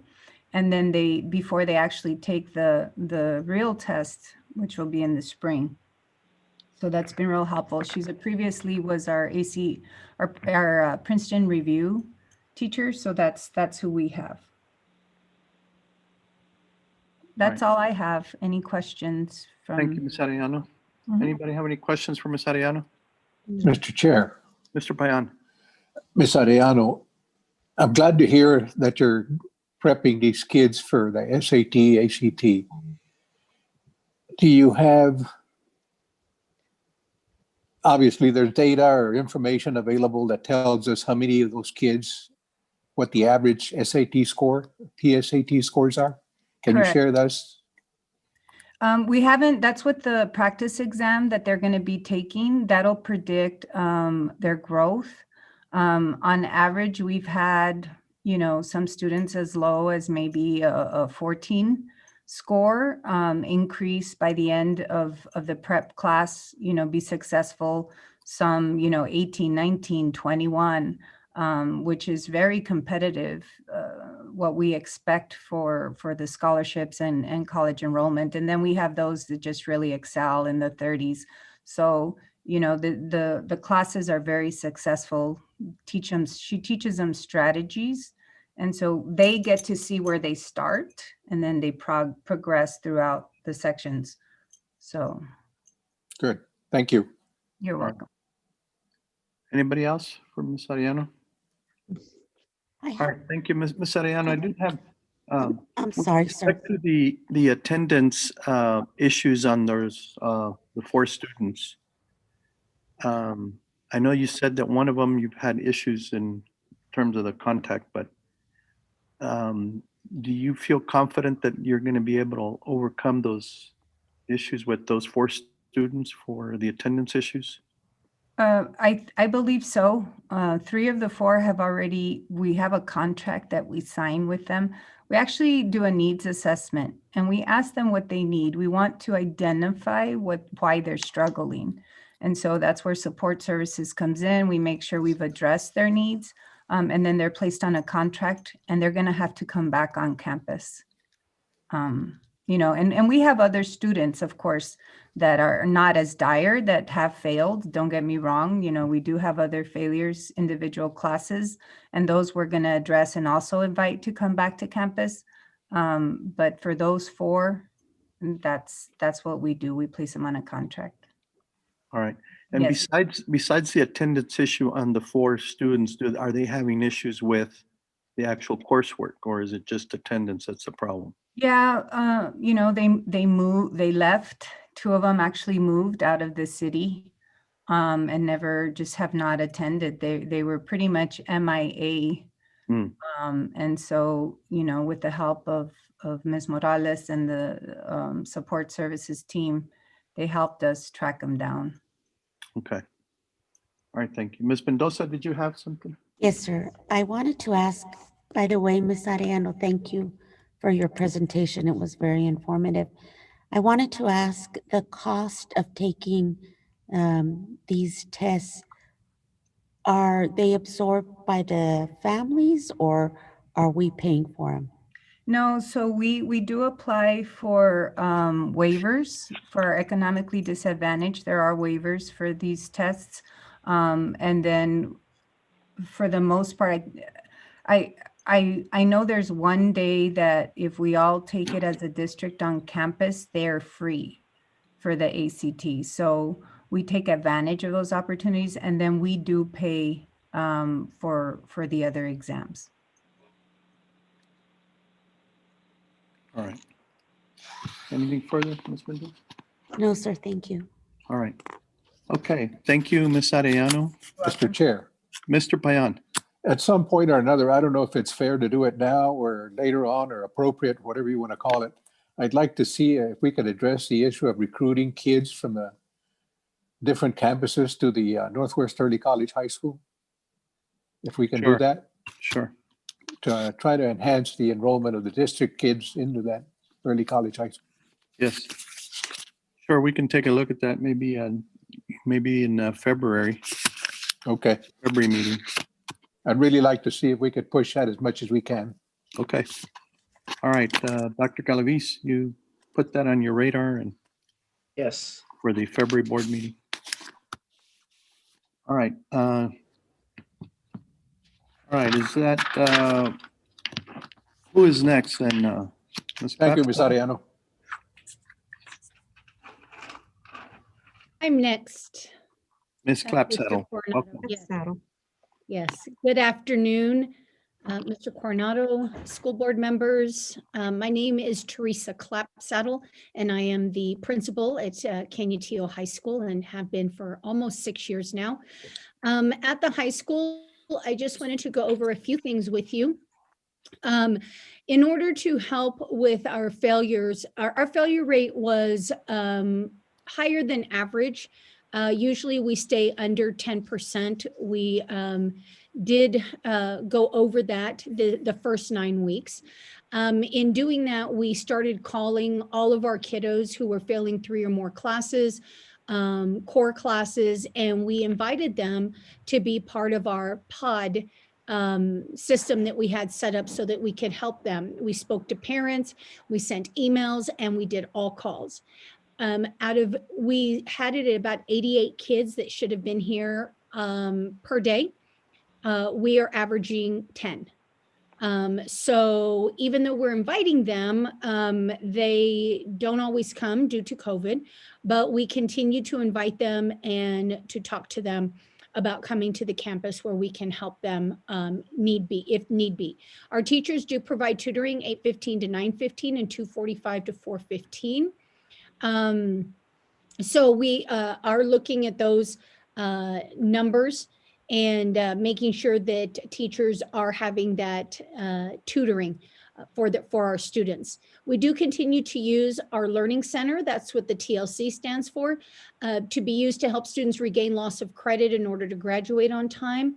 To date, we are a little over 100 who have earned back credits in different classes. We're moving, our numbers are moving higher and higher. We moved a very strong teacher into that program this year, and she has done a phenomenal job. We also, of course, have our English and math intervention classes built into the student schedule as well. Attendance, everyday CHS teachers call and email students who are absent first and fifth period. We know that Hold Harmless ended November 30th. So we do know that they were looking at that first and fifth period, which is our accountability period. So we have seen an increase in our attendance rate for each grade level. I believe, my opinion, our ninth graders are struggling a little bit more than everybody else.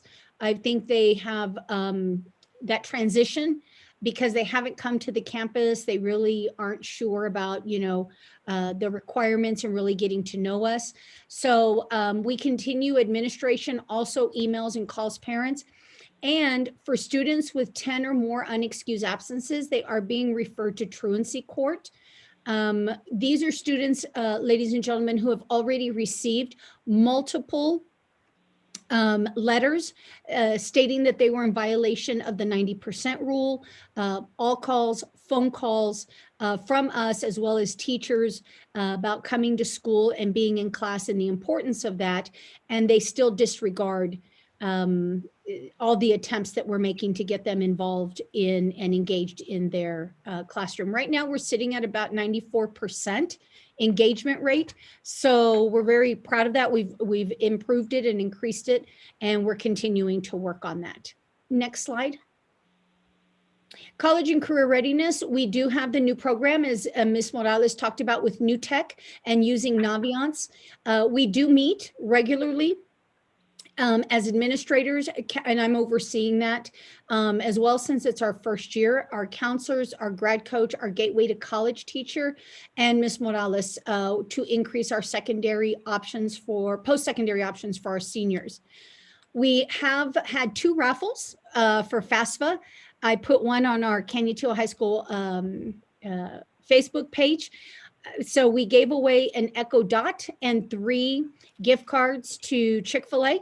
So every month we're doing a raffle with those students who have completed their FAFSA. We are looking at as well the week of that ends January 15th, on the 13th and the 14th, to provide later in the afternoon, 4:30 to 6.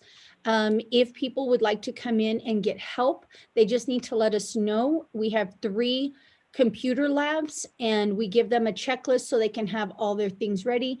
Of course, following all COVID guidelines, we have plenty of room for social distancing to help them with FAFSA if they'd like to come in and do that in person.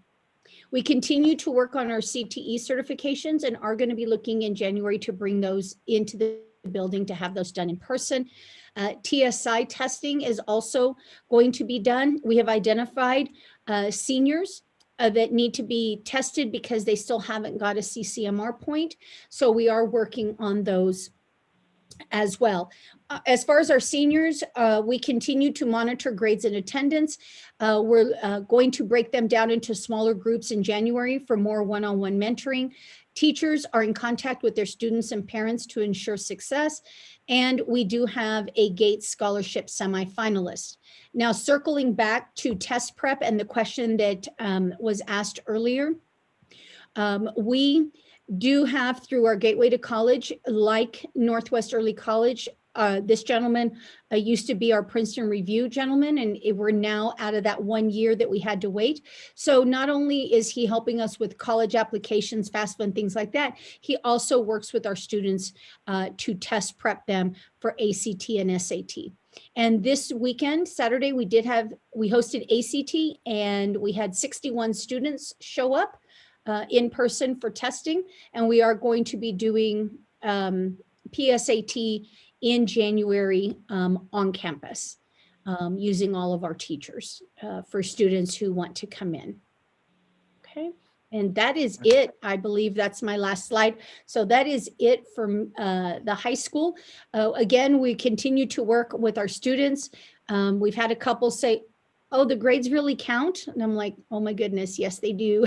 So we just continue to communicate with them and with their parents, and working to make sure that they understand that this school year, although not traditional or what we're used to, we are definitely working to make sure that they are successful as well. Ms. Clapsaddle, of those 80 plus individuals that you identified at the high school that should be attending, and you're only getting about 10%, right? Correct. Yes, sir. What have y'all reached out, or the council reached out to them, and what is the obstacle to them not showing up, or what reasons has that been addressed? Yes, sir. We have actually our call log, because the administration and the counselors divided that up. The majority of those who decided not to come was due to COVID concerns. And we did have a lot of kids that we invited that had somebody in their family that had COVID.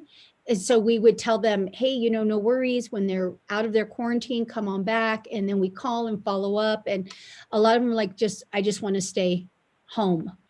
And so, and they do know, and they do understand our expectation is that, okay, we've called you on this, you need to improve, or we're going to continue to have to make calls, and we'll continue to invite you and try to support you in any way that we can. But a lot of it, sir, is COVID. Okay. All right. Okay. Anybody else? I do have a question. Just a second, Mr. Sure. Hernandez, you had a question? Yeah, so in regards to the test prep, I know that there's ACT and SAT testing, test prep, but is there any one for the TSI? Yes, thank you for that question. Yes, so Mr. Conchola, who's our gentleman that does our Gateway to College, he also will be working with the TSI And because the TSI test is going to be changing, we're waiting. We're going to take care of our seniors, but then we're going to work with our other kiddos with the TSI prep. We also have a program that we use here called Schmoop that we're also going to has a TSI component, and they're going to update. We have a meeting with them that first week we get back in January to go over those updates so we can start using that on campus as well. Okay, and a follow-up, in regards to NECHIS, is there also a TSI prep as well, or is it just at the Canotio? Ms. Ariano. We have the TSI test prep, Mr. Hernandez. We have a reading class and a math class where we use to prep them specifically just for the TSI. And it's just for the students that have not been successful prior, because we test everybody before coming to our campus. Okay, and just one more question just to end it. I know for the ACT, you can get TSI exempt for the universities, and I believe for the ACT, it's 23. For the SAT, I'm not entirely sure what it is. Is there any, because I know that you guys mentioned that there's third-party like sources such as the TSI website that allow students to take practice test students that don't need the help, I guess. Are those sources available to the students, or is it on their own initiative to go out and find them? I know that we make them aware of those things, those items, so that they can use those whenever they would like. And then, of course, with the one-to-one devices, that makes it a lot more accessible to them because they have that comfort to do that at home as well after school classes are over. And we try and follow the TSI. We try and make sure that they pass the TSI for our college credits. Although those are offered, the replacement scores, we try and stick just to the TSI scores to place them in the college classes. Okay, thank you. Mr. Chair. Thank you, Mr. Hernandez. Who's next? Mr. Chair. Mr. Payan. Let me ask you, I don't know, I was just thinking out loud. The PSAT, SAT, and ACT are all offered to seniors or juniors. PSAT is juniors. And then SAT and the ACT school-wide is that we cover the cost on that through our college readiness CCMR monies that we get. That's for seniors. And but if a junior wants to take a test earlier, we certainly don't block them, but that would be something they would do on their own time. Do you see any detriment or benefit to offering or start introducing these tests or the concept of the test to freshmen and sophomores? Well, we certainly can within the curriculum and making sure that we're teaching along those guidelines, like in our AP and in our pre-AP classes and things like that. But specifically targeting them, no, sir. What we prep them when they come in as juniors, then they take that PSAT, the English 3 teachers look at that, show them where their strengths and their weaknesses are, so they can start working on that, because then they take the SAT to follow up in March. So that's how we work with the kiddos on vocabulary and things. These are things that they should be doing day to day, not, oh, we're just going to target ACT or SAT. It's that rigor and depth of knowledge that they should be getting in their curriculum. It's, well, again, my question, is it introduced or is it mentioned to them as sophomores and freshmen that, hey, this is coming up when you're going to be a junior and a senior? You need to be aware of this. Yes, sir. Like when we do presentations and things like that, we do let them know, because college readiness is very important to us. And again, supporting that when I got here, we didn't do SAT and ACT. school-wide, but in growth of knowledge and in high school procedures and things like that, we started doing that. I said, you know what, we need to start doing this for our kids. And because at least they walk out of here, and we do present this to everybody when I have their meetings at the beginning of the year, they walk out of here with 2 scores that can help them open those doors to get ready for college. Because a lot of them will say, I didn't go or I didn't apply because I haven't taken the SAT or the ACT. Well, there are no excuses because our kids all graduate with 2 scores. And so we make sure that that happens for them because we're really pushing that college readiness piece. Again, let me ask you a question, and I'm very, I know I keep beating this horse to death. The academies. Yes, sir. I really wish we would do more to see some of these kids. I realize it's very intense, and there's a lot of work that goes into applying. And I guess the representatives from the academies come in and make their presentation. And I know it's a lot of work, but the benefit of a student attending one of these academies is beyond the world.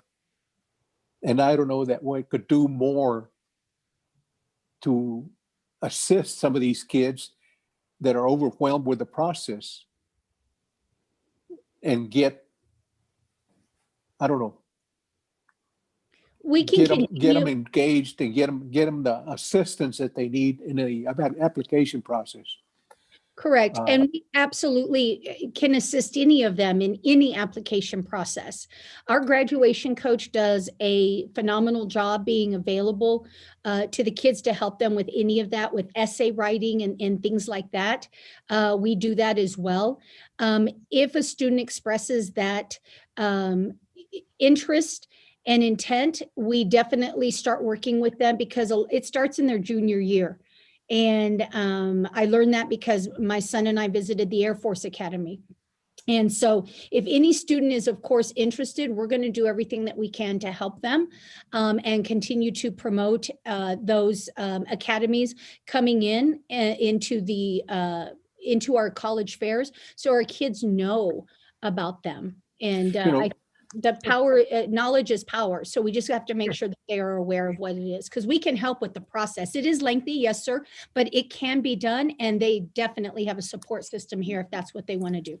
Because my fear is that and not to denigrate anybody else, any level of recruiter, but it's easier to get in as an enlisted because the process is not as challenging. Correct. And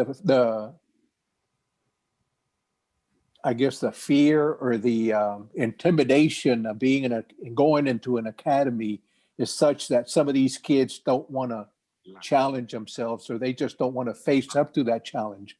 And if they can, I don't know if you can ever bring a recent graduate from an academy and tell them, hey, this is available. You can do it. It's not that big a deal, although it is a big deal. But maybe, I don't know. I'm just thinking out loud because, it is a tremendous opportunity. Yes, and I also have, just FYI, we're in the process of hiring a new English teacher, and he is a gentleman who taught at West Point. Wonderful. Went to West Point and taught at West Point. So hopefully that can help us open some doors as well. I know our financial advisor is an Academy graduate, West Point graduate. I don't know that we could bring him in, Dr. Galaviz, and talk to some of these kids. Sure. I'm sure we can get that taken care of. Absolutely. It's a fabulous opportunity. Thank you, Mr. Bayan. Mr. Chair, I had a question.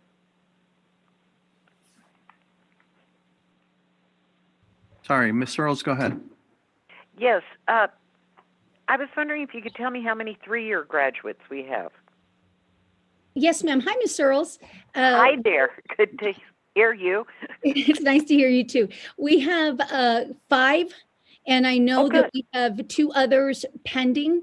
Not as big a group as last year's, but there's some classes that they kind of need to take. We did have one drop out as far as drop out of the 3-year plan. She was struggling. She was having a hard time. And, we told her, listen, you don't have to kill yourself, and we had a really good talk with her, and she's like, I think you're right. I think I'm going to just, see how it goes. And then I'll see if I do 3 or 4 years, but we're very excited, and we do have a nice number this year as well for our 3-year grad. Good. And I'm listening to this on the service academies. Our very own Chris Fierro and his sister Ellie both went to West Point. Awesome. And so we do have a local connection there, right, for whatever that's worth. Thank you, and great to hear about our 3-year grads. Thank you, Mr. Chair. That's all. Thank you, Ms. Rose. Okay. All right. Mr. Chair. Ms. Trout. Yes, how are you, Ms. Clapsaddle? Doing well, Ms. Trout. Nice to see you. Nice to see you. You look so beautiful as always. Okay, I do have just a question. At this one in your slide here that it says college and career readiness, you talk about implemented new program with the new tech network. Of course, thinking about the kids in risk, right? In using the Naviance administration, can you please help us to understand what is this about? Sure. So Naviance is a really neat program that helps us. It's a kind of I like to call it like a one-stop shop where we can track our kids' progress in doing FAFSA, making sure that they're doing college applications, scholarship applications. So where we, in a neighboring district, they used to use CCRP to track these things. We now have Naviance. Now, I do know that we had it before, prior to me coming in, it was used. And unfortunately, it was just a very, very expensive program, but we were blessed with this grant. And so we're very excited. There are a lot of schools across the region that are using it. But for us, they have provided us with funds to buy giveaways for our kids as far as, completing FAFSA. What do we need? Do we need different supplies and things like that to take care of making sure that our kids are getting the opportunities that they need for college readiness? So it's a really nice, and we have a group that we work with from there that provide us with the support and the guidance to say, hey, have you guys thought of this? Hey, don't forget about that. And they keep us on track on our timelines. So it's a really neat program and works really, really, it's very complimentary and helps all the efforts that our counselors and Ms. Morales are doing. So it provides us that support in organizing what we need to get done for our kids. Wonderful. Thank you very much. Thank you, ma'am. You're welcome. Thank you, sir.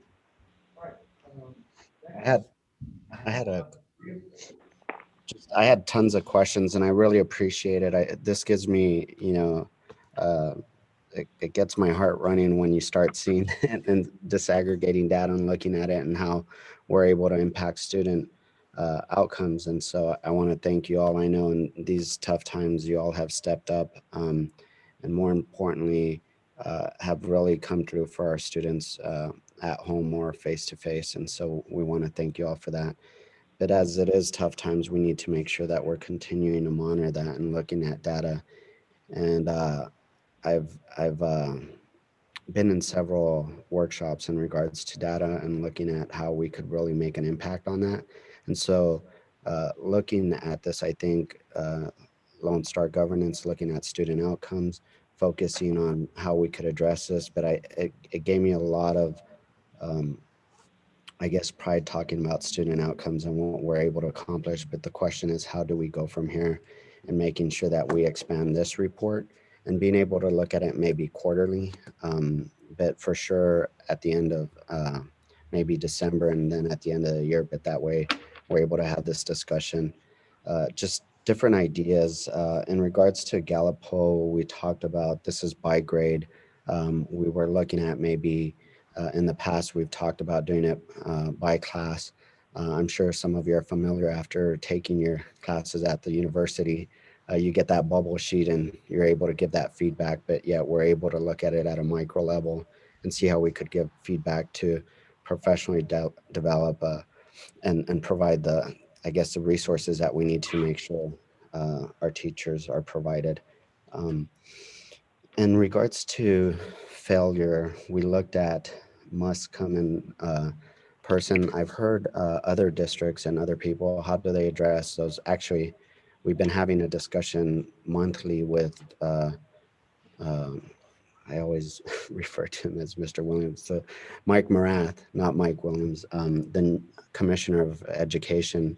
And a lot of discussion that we had, especially this last month, was we knew that A through F, thank God, was has taken away, but the conversation we had around STAR, right? And I told him precisely, I said, we know that a one indicator, high stakes, has not been, the research has shown that doesn't really address how our students grow and how we're able to address that. So how can you provide us different options to look at instead of that one indicator? With that being said, is in regards to this report and how we could expand it, is looking at, the STAR testing, the TSI, the PSAT, ACT, SAT, things that we do, but separating them in indicators and then disaggregating that data by subgroup, because it's something that I want to start looking at moving forward. But like I said, tons of questions, graduation requirements,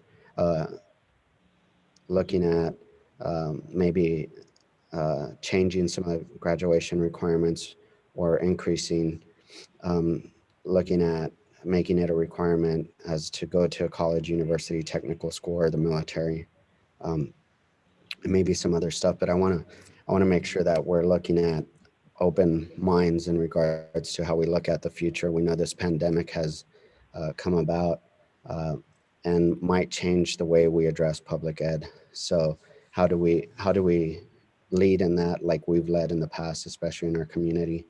Other indicators, attendance failures, non-grade level. How do we look at which students should be freshmen, or which students are freshmen that should be sophomores or should be juniors or should be seniors, right?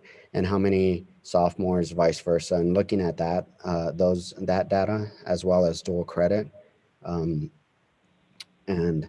I think that's something hopefully we could expand on the report and make it something where we're looking at it quarterly and saying, oh, great, this is where we're actually seeing that growth. And I know we have a lot of this data, but how do we look at it as a policymaker myself to help support you all in regards to, there's a saying in between my colleagues, they say, you know what, you could tell your priorities by looking at your budget, right? So show me your priorities and let me see your budget. And let's be honest, are your priorities really going towards, or are your budgets going towards your priorities, right?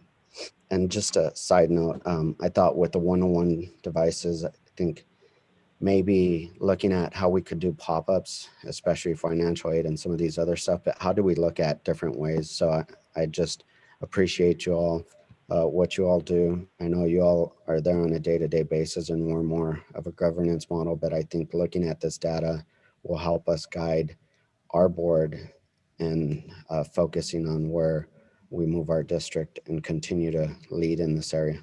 So thank you all. Thank you. Oh, one last thing. The other thing on looking at maybe indicators, a lot of it was discussed with Mr. Payan in regards to the military academies. Maybe what we need to do is look at how, maybe on an exit survey, is how many are looking at a military academy, how many are looking at a,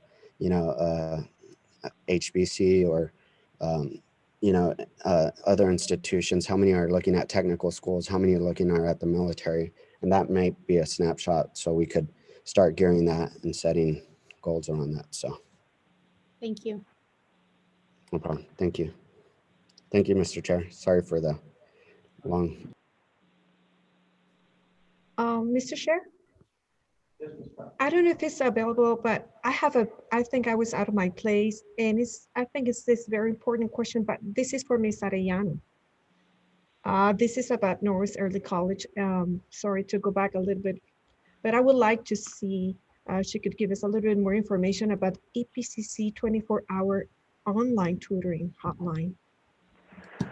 Yes, ma'am. So the on the EPC website, and I don't know it off the top of my head, but they have online tutoring service, and so it's kind of like a chat where you ask questions about any of the subjects that they offer, and there's always another person on the other side who is like a live assistant, and you chat back and forth. So it's kind of like an online tutoring services, and it's pretty. As far as I know, I think if it's not 24 hours, it's something like till 3 in the morning, and then it opens up again early in the morning. But that's on the website, and I can get it for you and share it. Yeah, Yes, it would ma'am. be nice because if our students that are watching us right now, they could take advantage of this because sometimes they need, extra tutoring or because of the time, if it's not enough for them to stay a long time in the computers, but this is good for them to know that it's going to be open until 3 o'clock in the morning or so. They could take a good advantage of this program. So Absolutely. thank you, ma'am. I appreciate that. Thank you for all you have done. Thank you, both of you. All right, thank you, Ms. Trump. Thank you, All Mr. right, Schmidt. let's go to the next Hey, item. just one question, Mr. President. Ms. Clapsaddle, can you talk about Friday in that classroom that's going to happen in Big Spring? Yes. So as you may or may not know, due to a COVID exposure, Andrus High School had to forfeit their game against us last Friday, which made us district champs. And yay, we will be traveling to Big Springs, Texas on Friday. We play at 6 o'clock El Paso time, 7 o'clock p.m. Big Springs time. They do have allow fans in their area. So we have 2,500 tickets that are available for our fans. Tickets are not being sold at the school. They have to be purchased at the gate at the football game in Big Springs. So we will be traveling in 3 buses following COVID-19. I'm taking my spray with me. I'm ready to go. So we are heading out to Big Springs, and we play Grapevine High School at 7 o'clock on Friday. Congratulations. Thank you. And Way to go. Ms. Trout, I put the EPCC service tutoring web on the chat. Oh, okay. Good. So we'll make sure it goes out also tomorrow so everybody knows from Northwest. Thank you, Dr. Galavis. Appreciate that. Thank you. All right, thank you. Next item. Yes, sir. Item B, COVID-19 updates. Number 1, discussion regarding ESC 19 safety zones. Andrew, if you could put up that PowerPoint real quick, the other PowerPoint. It's just 2 slides. Just giving an update here on the school readiness of what we've gotten from the health department. Currently, we're in the red zone. The red zone is any time the city is above the 20% hospitalization rate. And right now, we've been 59 days in the current zone. This has happened right, I think, before Thanksgiving, right after Halloween, when we went to almost 90% remote learning because of the hospitalization rate. The positivity rate as of today is 9.31. And the health department is saying that what might be driving the surge is the retransmission rate, which is 1.10. But right now, what this means is that of the hospital beds that are being taken, that are being utilized, 24% of those hospital beds are people who have COVID or battling COVID. And again, we've been in this zone for 59 days. If you can go into the next slide, Andrew. So the question always is asked, when will our doors be reopening in Canutillo? And Andrew, if you can go to the next slide.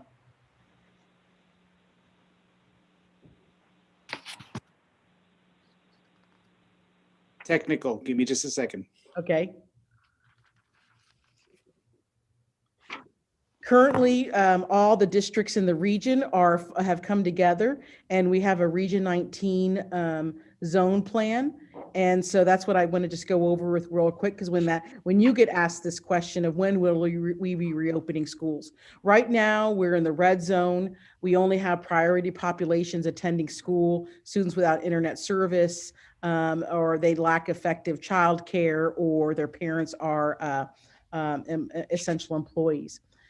When we get to below 20% for 7 days, when the city gets below 20% for 7 days in a row, then we can open up our schools to on-campus instruction.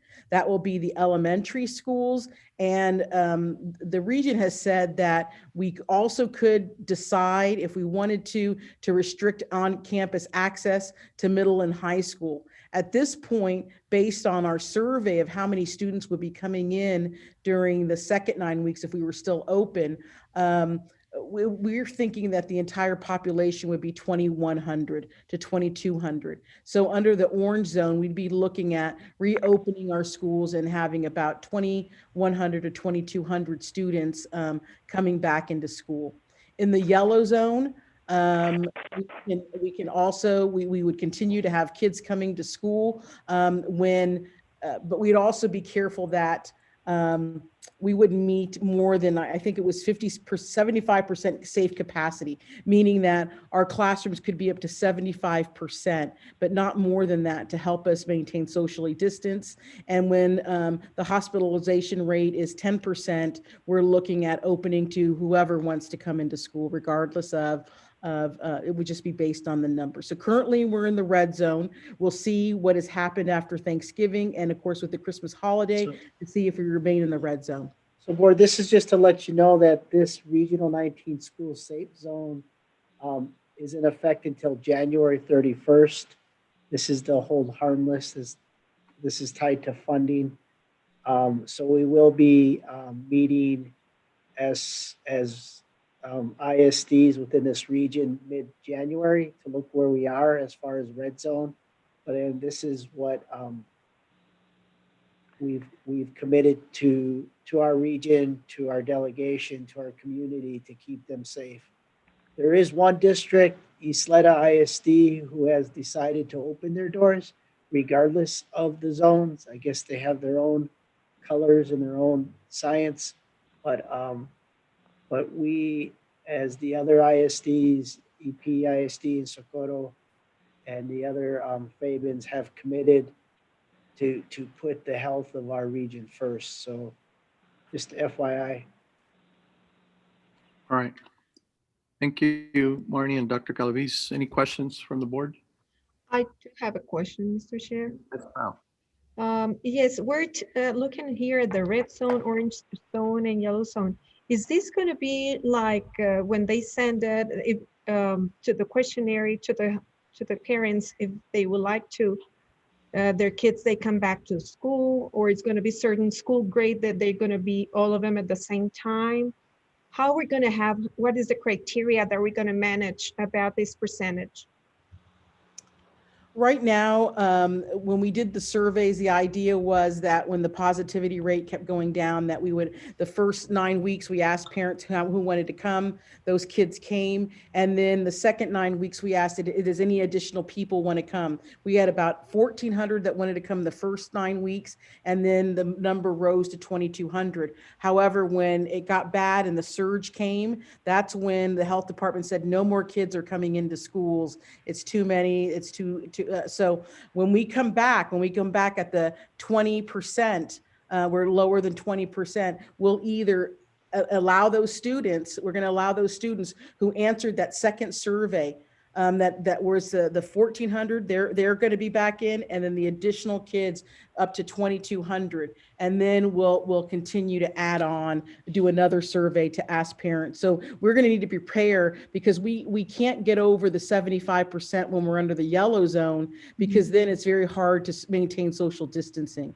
Only when we're in the green zone is it open to whoever wants to come. Well, it depends about, okay, perfect. Thank you very much. You're welcome. Right. Okay. Just one question. And in regards to the rollout of the vaccine, I'm sure you all have been in discussions with the county, and where does that fare in our first responders to teachers and students? And have we looked at how we would roll that out within our staff and Well, students? the county has not said what is the plan as far as who gets the vaccination first. And so again, until I'm sure as a statewide, national, but to answer your question, no. I mean, we haven't heard of a plan yet of how it's going to be rolled out here in the region. I know some places like Austin, Houston, Dallas already have the vaccine and they're getting ready to distribute. But I don't know, I haven't heard anything about the city of El Paso. I know they have storage. They'll be getting ready with having storages to keep it cold. But once I find a plan or know the plan, I'll let the board know. But this is based on following our guidelines, or there's the city or county guidelines? No, the state or the national level will have a plan on how to distribute the vaccination. And I don't know their level of first responders, or I think according to the first responders. From the hospital nurses and all that stuff. So we're going to follow their guidelines. According to the commissioner, teachers are considered essential workers. Mhm. But where do they fall as far as nurses? And because there's a lot of workers in that category, but we don't know. Again, there's limited vaccines, so we don't. That was going to be my follow-up question in regards to knowing that teachers are essential workers, but not the rest of the staff. And there has been some discussion and push to the commissioner to have our other professional and paraprofessional staff to be included within essential workers, depending when that rolls out. So if you could just keep us posted on what you all hear, I think it's important when that rolls out, how we address it. All right. Anybody else? All right, thank you, Dr. Galaviz, Barney. That takes us to next agenda item. Yes, sir. Discussion regarding expense reimbursements. All right, and I guess that's Tony and Dr. Rico, right? Are they on? I see Mr. Cericeres. All right. And Dr. Rico's You there can also. remove the other team. All right, Mr. Cericeres.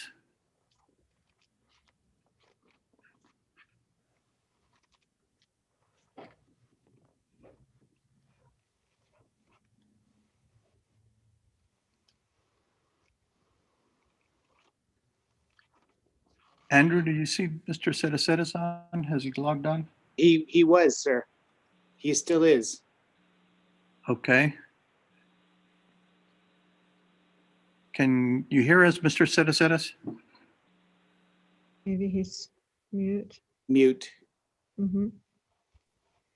Mr. Cericeres, you want to take your About there. off mute? Hello? About there. Can you hear me? Yes. Now we can hear you. For some reason, it took me out of Zoom. Good afternoon, board members. Dr. Galaviz, welcome the new board members, Ms. Mendoza, Mr. Hernandez. Congratulations, and then congratulations to Mr. Rodriguez, Mr. Coronel, and Ms. Trout for being reelected. I look forward to working with everybody. I will be covering an update on the COVID expenses, where we're at as of now. But Andrew, can you go ahead and get the memo on, please? See if we can get that thing on. Yes, sir.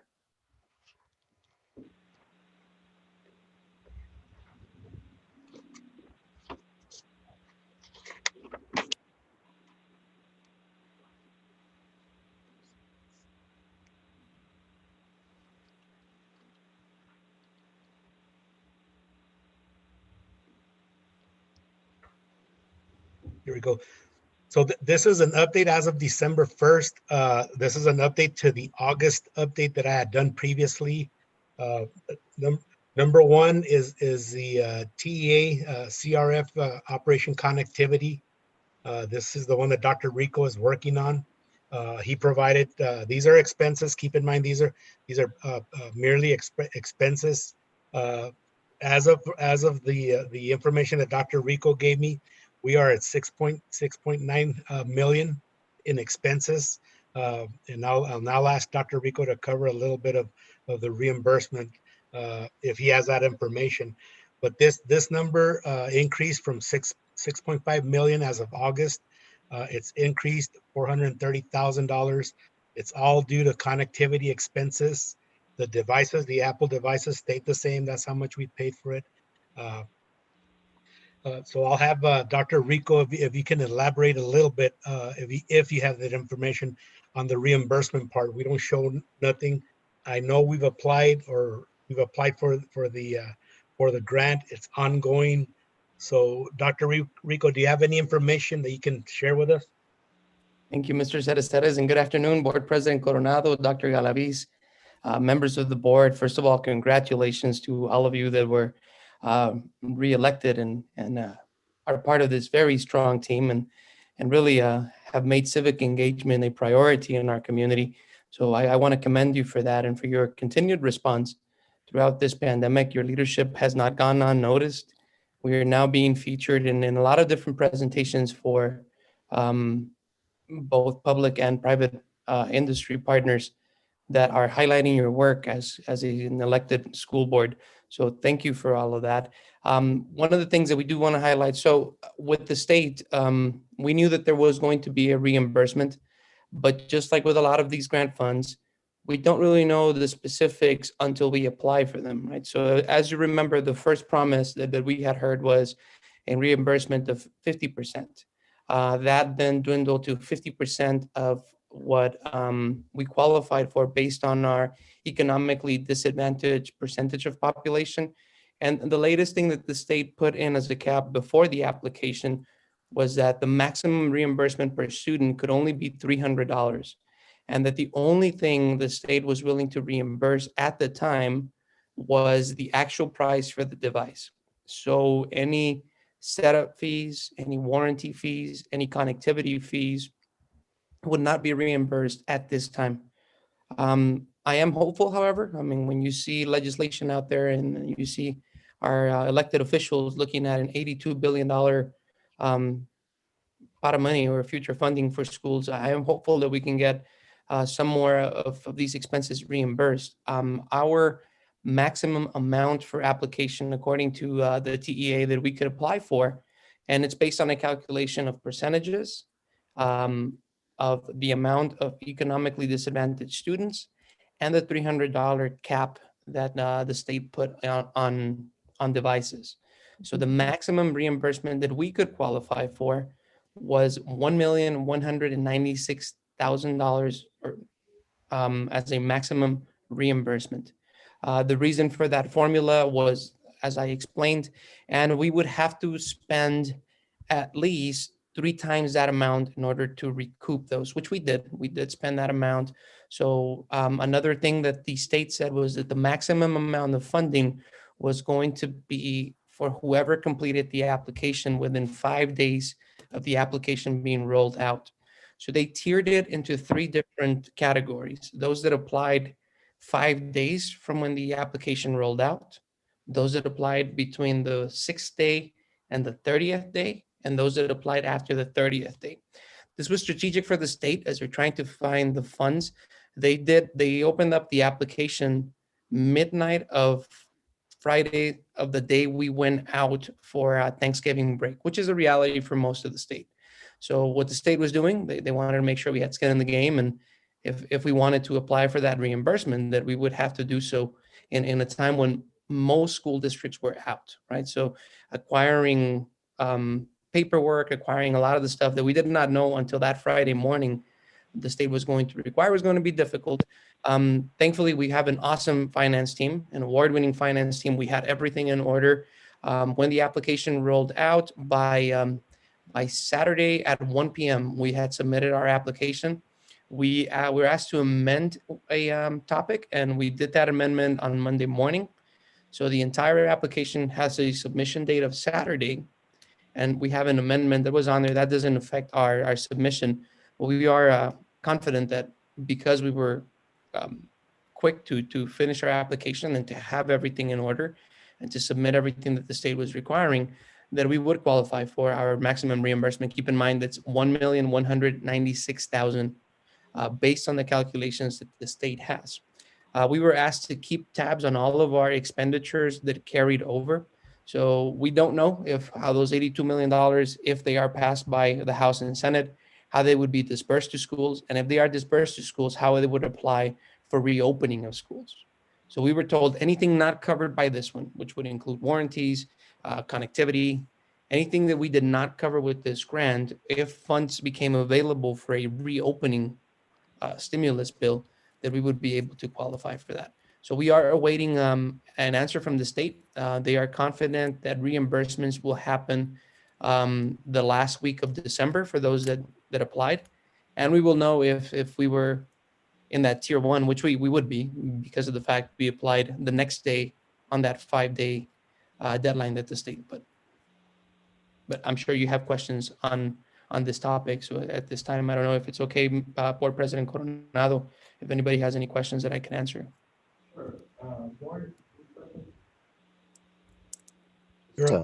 Just to comment, Mr. Chair, I think leading in this area, I've gotten feedback from my peers across the state and across the country, and I want to thank administration for leading, especially when the board set the expectations you all delivered, and I think we're seeing that in regards to even our area, some of my colleagues crossing in this region, reaching out to how did we do it and what do they recommend. One of the questions that I have in regards to that possible refunding, we're looking at the current, well, in regards to the possible refunding, that would go straight to the principal of the loan that we got, or are we looking at different? I think it would be better to pay. Do we know that direction, Dr. Galavis, or finance? Anybody from finance? I have the answer, Mr. Rodriguez. So yes, the state said that we could use it in one of 3 ways. The easiest way would be to reclassify into the funding source that it was taken from. So in this case, we would take it back in, because of school finance, we would take it back into general funds. So that's where it got taken from. And they said it had to be taken from the fiscal year that we took it. So as you remember, Rudy advised us to take it after July 1st. So we took it from this fiscal year. It'll come back into our local funds. It is at the discretion of the school board if you wanted to reclassify it into payroll. It could only be used for payroll of those that are deemed as essential for delivering remote instruction. And it could also be reclassified to purchase further machines to give out remote instruction. We don't have a need of furthering the machines because we are now covered in a 1-to-1, and we don't have a need to cover payroll at this time. So it would be reclassified into the original funding source. Okay. And again, thank you, but I am hopeful that the Congress, both the Senate and the House, will look at ways to hopefully they'll pass something for sure in regards to NSBA's priority request was at least 200 billion, but 82 billion within the current proposal is a lot better than nothing. So I believe within the proposal we do have. I'm trying to look at the current proposal right here. Sorry. Education funding. So it provides 82 billion for education providers funded similar to the CARES Act with provisions including certain stuff. So the 82 billion addresses one thing, but there's also money in there for broadband. I believe 6.25 billion for state broadband deployment and broadband connectivity grants to bridge the digital divide and ensure affordable access to broadband. So hopefully there's some money there to address that, and hopefully we'll be able to be able to pay down that loan. So thank you again for leading in this area. We appreciate it. Thank you. Mr. Chair. Yes, Mr. Rico, how are you, sir? I'm doing good. Thank you, sir. How are you, Ms.? Thank you, sir. Talking about the $1,196,000 going back to the general fund, is it considered, like you said, it's going to be only for more equipment or more computers? Can we contemplate for those students for Northwest Early College, do they need to upgrade their computers? Can be used for that too, because it's almost like 300 students, they were left out. Right. And this particular source, because it came from the maintenance tax notes, Ms. Trout, the state allows a seamless transition into maintenance tax notes. So to guarantee that the taxpayer gets back what they put in, we would be able to look at reclassifying. However, we also have other sources of funding, being that now it's a smaller amount of machines. It's easier for us to explore how we would cover for those devices than when you guys authorized for those 6,200 devices. Well, 6,200 for students, but we had about 6,000 devices that we purchased at the time. So the way to, when we get this money is going to come earmarked to the original funding source. So the original funding source was your maintenance tax notes that you approved. So the state has a seamless transition into that one. But again, we do have the funding sources to look to cover those at the discretion of that administration as well. Okay, will be good that we can contemplate that one because they need to upgrade their computers, or some of the students, they need new devices.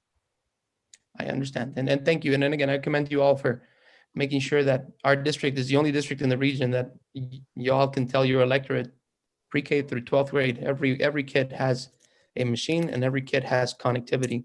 So as you saw those gains in our kids, it's because of your efforts. It's because of you willing to take that risk when you didn't know that there was going to be anything in return from any funding source. So thank you all. I do have a question for you. Second question, is there any ways to know, for example, to trace of those students they didn't receive devices? Can you check which ones are in very optimist or bad conditions, or either do they need a new device or do they need to upgrade their devices? Is there any ways that you can please track that number? We can, and I can put a report on your packet to let you know how many kids do not have a new device and what the condition is. Yes, so we could track how many students are left out or how many they need to improve, because sometimes could be based on this, that they need a good device in order to work good at home. So I would like to see if it can please tell the board how many devices do we need for Northwest Early College? I most definitely will, Mrs. Trump. Thank you so much, sir. Thank you, Mr. Chair. Mr. Chair.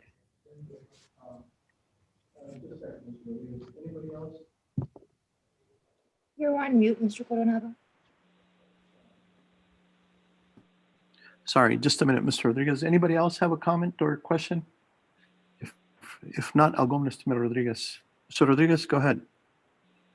Just to clarify in regards to the request, I believe Northwest Early College High School did not, they wanted another type of device. Have they changed their mind, or we'll be addressing that in regards to providing them MacBooks? Well, Northwest, they already have devices.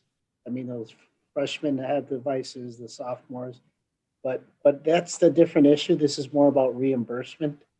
But we'll ask again. I mean, last year it was led by teachers wanting the Dell versus the Apple. I think I've told the board I'm a Dell guy, not an Apple guy. So it's all in one's preference. So, Mr. Chair, I'm sorry. Hold on, Mr. Trump. Hold on. Mr. Rodriguez, is that it?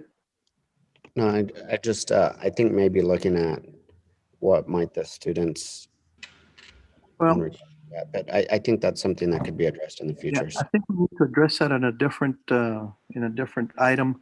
This is about the reimbursement, and I think what we need to do is let administration and Ms. Arellano come back to the board if they're in need of those machines. Then we can certainly, the board can take a look at that. Mm-hmm. I was talking about the Dell. It's okay. I mean, not necessarily has to be Apple. Just that the kids, they have the devices to work good. That's something that we can discuss later, and that's really up to the administration at Northwest Early College High School, how they want to proceed. They chose that route this past time, and so I mean, we need to give deference to the administration over there. Oh, that I said, Mr. Chair, that since we have $1,196,000 going back to the general fund, it could be used for this. It was not necessarily Apple, but could be the Dell that them are using just to refurbish or, to restore them or get them a new item. That's it. And we can take a look at that, but we just need to let administration come back with us, and we can discuss it at another meeting on that kind of an item. Thank you, Mr. Chair. Okay, thank you. Anybody else? Okay. All right. Thank you, Dr. Rico. I was hoping that our reimbursement was going to be a little bit higher, but 1.2 million is, I guess, better than not. And I'm sure once we get the legislature in the state to act on their proposal, that maybe we ought to be able to get hopefully at least up to half of that expenditures for the both for the hardware and for the connectivity. And our Martha Pekarsky wants to she reminds me that we do have to pay back the maintenance tax notes. So, yes, we do. And so we may be looking at paying, I think once we take a look at our budget, where we're at for the year in March, then maybe we can decide whether we need to use that money or pay back the maintenance tax notes with the reimbursements. So, okay. Thank you, administration. Anybody else? Okay. Yes, thank you, Dr. Rico. Andrew, can you get the memo back on so I can go through? That was number 1. I need to just finish off the memo real quick. Yes, sir. Thank you, Dr. Rico. Thank you, Dr. Rico. Thank you.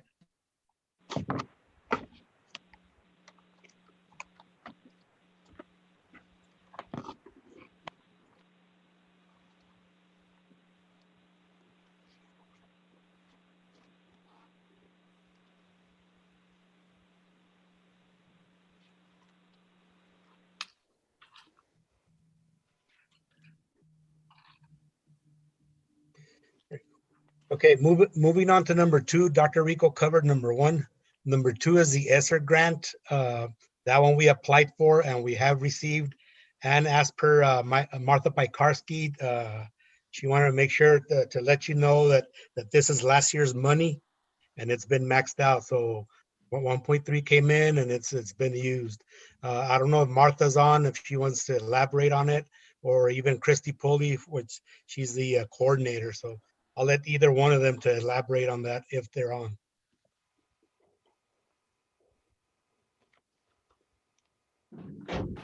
Ms.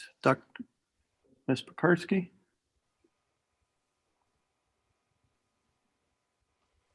No? Is anybody on? Andrew? Let me check. They're coming in. Hello. Good evening, Good evening, President Coronado, members of the board, new members of the board. I'd just like to elaborate on that in that was the money that came in from the federal and they deducted it from our state money. You mean the state did? Yes. So that money was accounted for last year, was spent last year, accrued into last year and received. So what you're telling us is that the feds gave us money and the state took it away from our budget. Correct. Okay. That was nice of them. All right. Okay. Any other questions for Ms. Pekarsky? That pretty much sums it up from the state. Yeah, they took care of it. All right. Moving on to number 3. This is the FEMA grant. Thank you. Thank you, Ms. Pekarsky. This is the FEMA grant that has been submitted. and I broke it down by FEMA 1. That's the first request I've sent in for $33,733. That one's in FEMA. It's under CDC CRC review. We haven't heard anything back from them. The second request, a little bit further down, that's FEMA number 2. That's $320,916. That one's growing a little bit. That one has not been submitted yet. I'm still working on that one, collecting copies of invoices, cancel checks that are required by FEMA. I'm hoping to send that in hopefully by this week. I'm working on that one. So total that will be going into FEMA is $354,649. That's expenses. If we get every penny back that we're asking for, it'll be 75% of that. We would be receiving $265,986 on that. Little word of caution on FEMA. We've been seeing, and Christy Polly sent those to me, and Martha. We've been seeing emails from other school districts where FEMA is starting to send out denial letters, meaning they're not reimbursing us for disinfecting PPE, mainly PPE stuff, which is what we've sent in. So I'm keeping our fingers crossed that they do reimburse us. We haven't heard anything from FEMA on the first one that I sent in, which is FEMA number 1. Haven't heard anything from them, so no news is good news. I'm hoping it stays that way. And so that's the FEMA part. The next one, the next one and the last one is number 4, which is the CRF LEA. That one's through TDM, Texas Division of Emergency Management. Those are expenses from March 1st through May 20th. That's a hard deadline. If it's past May 20th, we got to find another way to try to get reimbursed. But that one was submitted for that total that I have there has changed a little bit. It's now 276,709 that has been submitted. This has been submitted. It's in the compliance review for TDM. That one looks pretty good so far. We've had a few questions here and there, and they'll come back to me and they'll ask me, and I'll send them the information. So if that one goes through and they reimburse us every penny from the 276, again, they'll only reimburse us 75%, which is 207,531 off of that amount. So that being said, between number 3 and number 4, right now, if we're to get all our money back at 75%, it would be 473,519. So a good chunk of change. So I'm keeping our fingers crossed, and hopefully we get most of that money back. With that, I'll open it up to any questions if you have. But this is an update. These are expenses; they're ongoing. The last one, number 4, that one's done. That one was just the expenses up to May 20th. The one for FEMA, we're still buying PPE, all this other information. So I'll probably, depending on how much we're buying, I'll probably be submitting a FEMA number 3, an additional reimbursement. That one FEMA does not have a deadline yet. It's ongoing. They haven't said anything. And of course, due to our numbers, et cetera, and that's the update for the COVID-19 expenses for CISD. When do you anticipate, Mr. Cerecedas, you're going to submit the number 2? Number 2, I'm hoping this week if I get everything. If not for sure, the first or second week in January. It's ready to go. I just need a few pieces of document that we're waiting on. But it's like 99% ready to go. As soon as I get that information, because they want everything complete, because they start reviewing everything. So if not this week, the end of this week, as soon as I get them, I'm thinking the latest would be middle of January. All right. Yeah, it'd be great if we could get that submitted as soon as possible. Yes, sir. I'll work on it. The federal and I guess their budget money. I know the federal budget runs out this coming week. So yeah, if we could get that submitted soon, that would be great. All right, anybody have any questions for Mr. Setacetis? All right. One other thing, board, we're gonna have to talk about the human expense, and we'll talk about it more next month, which is the, it's called a FFCRA, the Families First Coronavirus Response Act.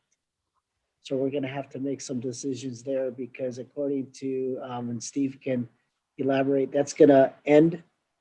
And we're gonna have to, whether FMLA, and I know he's been advising other ISDs, but that's the human expense that we're gonna have to talk about.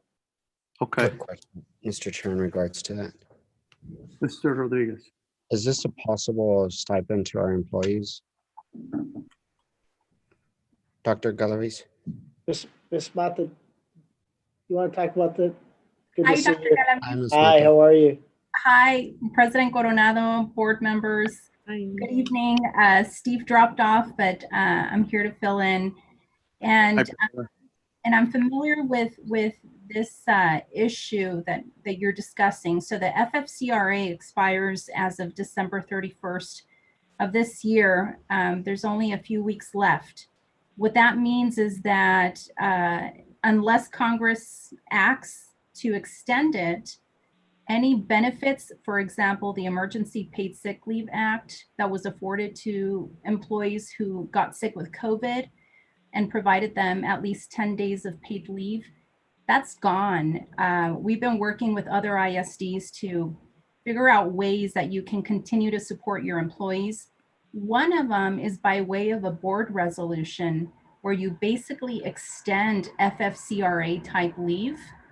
And you tell your employees, okay, for the remainder of the school year, this is just an example, it can be whatever limits you want to apply to it. But for example, one of the school districts just approved extending FFCRA leave for the remainder of the school year.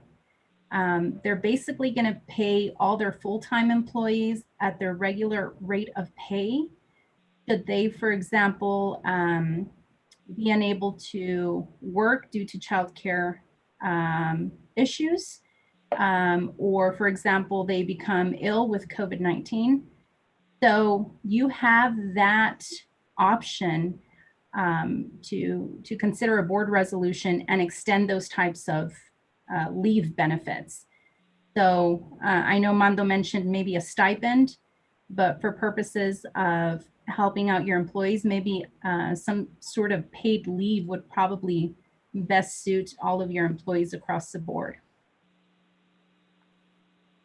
We will be, we're gonna ask for a special board meeting early January. Okay. So we could talk about this, whether we want to do a resolution, whether, how we want to address. Okay. Depending on Congress and what they do or do not do. Sounds good, Dr. Galaviz. I'm here to help. Thank you. All right. Thank you. Thank you. Okay, and anybody else? Okay, takes us then to the next agenda item. Yes, sir. Item number C, audit plan. Number 1, discussion and possible action to approve current and future audit plans. Andrew, Mr. Setacetis. yes, sir. Andrew, can you get page 3 of 5 from the 2018-2019 audit plan, please? I'd like to thank the board because when COVID hit, Tony, Mr. Setacetis, our auditor, had really, I know he had the past plan that was 18-19, but he's been a tremendous help in through the reimbursements and grants and making sure of collecting all that data. So I'd like to thank the board for letting us utilize Mr. Setacetis in that manner. So go ahead, Mr. Setacetis. Okay, go. Let me see, keep going to the next one, Andrew, please. That one right there. This here is a copy of the 18-19 audit plan that Mr. Hector Rodriguez had worked on before he left. I went in there and these are the main audits that he was working on. Campus technology review, that one was completed March 2019. Safety and security review, that one was in progress He was, I believe, he left in May of 2019. I'm not sure, but that one was in progress. The third one, asset management review, that one was completed in April of 2019. And then the last one is the board activity calendar follow-up. That one was not completed. I can't find anything on that one, but that one's just a status update. With that being said, safety and security has come up, and the reason I'm showing you this is because I've talked to all the board members. I've talked to Dr. Galaviz. A few of the board members have brought up the safety and review, wanting to know what's the status, what happened to it. With that, so that's one of the items. Before we go forward, I'm going to update you real quick on each board member, what their thoughts were, and it's just a quick recap summary of what they would like to see get audited or reviewed. And I'll start with Ms. Trout. Ms. Trout, one of her main concerns was remote learning, mainly with the SPED students. How are we measuring remote learning, mainly with SPED students? So that's COVID-19 related. Ms. Searles is also COVID related. Keep the ship afloat, dealing with all this COVID-19, just keep us going. Mr. Payan mentioned two other items, the STEM and the STEAM programs. He was very interested in the math and science. And then another one that he brought up was the counseling for students. Where are we at, especially with all this COVID-19 going on? Mr. Rodriguez emphasized on safety and security review. That was one of his points. Also, we talked, Mr. Rodriguez and I talked about other COVID-19 areas, which is attendance was one of them. And we all know that attendance leads to funding. So that one was discussed. In talking to Dr. Galaviz, his comment was just center the audit plan around COVID-19, because that's what's going on. It is an unprecedented time. This is new for everybody. Going on to Mr. Coronado expressed concerns with the safety and security, and maybe rescope that one to include the COVID-19 measures. And then the other one that we talked about was the COVID-19 reimbursement, which is the one I've been working on all this time. That's the presentation. That's the earlier presentation. I spoke to Ms. Mendoza also. Her main concern is of course, COVID-19, remote learning. How is this affecting our students, mainly their SPED students, our at-risk students? And then the last board member that I spoke to was Mr. Hernandez. He also expressed concerns regarding SPED students, how the negativity has affected them, etc. He also brought up, in speaking of SPED students, he also brought up all students. Are there active ways to reach out to them? Going towards the social emotional. Okay, so in a nutshell, that's a recap. There was other items that we talked about, but these are the ones that bring most importance. So when I do the risk assessment, these rank high as far as what we need to check into, and it all goes back to COVID-19. So with that being said, I'm thinking that, or maybe recommending, maybe bring the safety and review that Hector started, rescope that one with COVID-19, of course, in it, and see if our schools are really safe and ready for the in-person students to come in and come into class, period.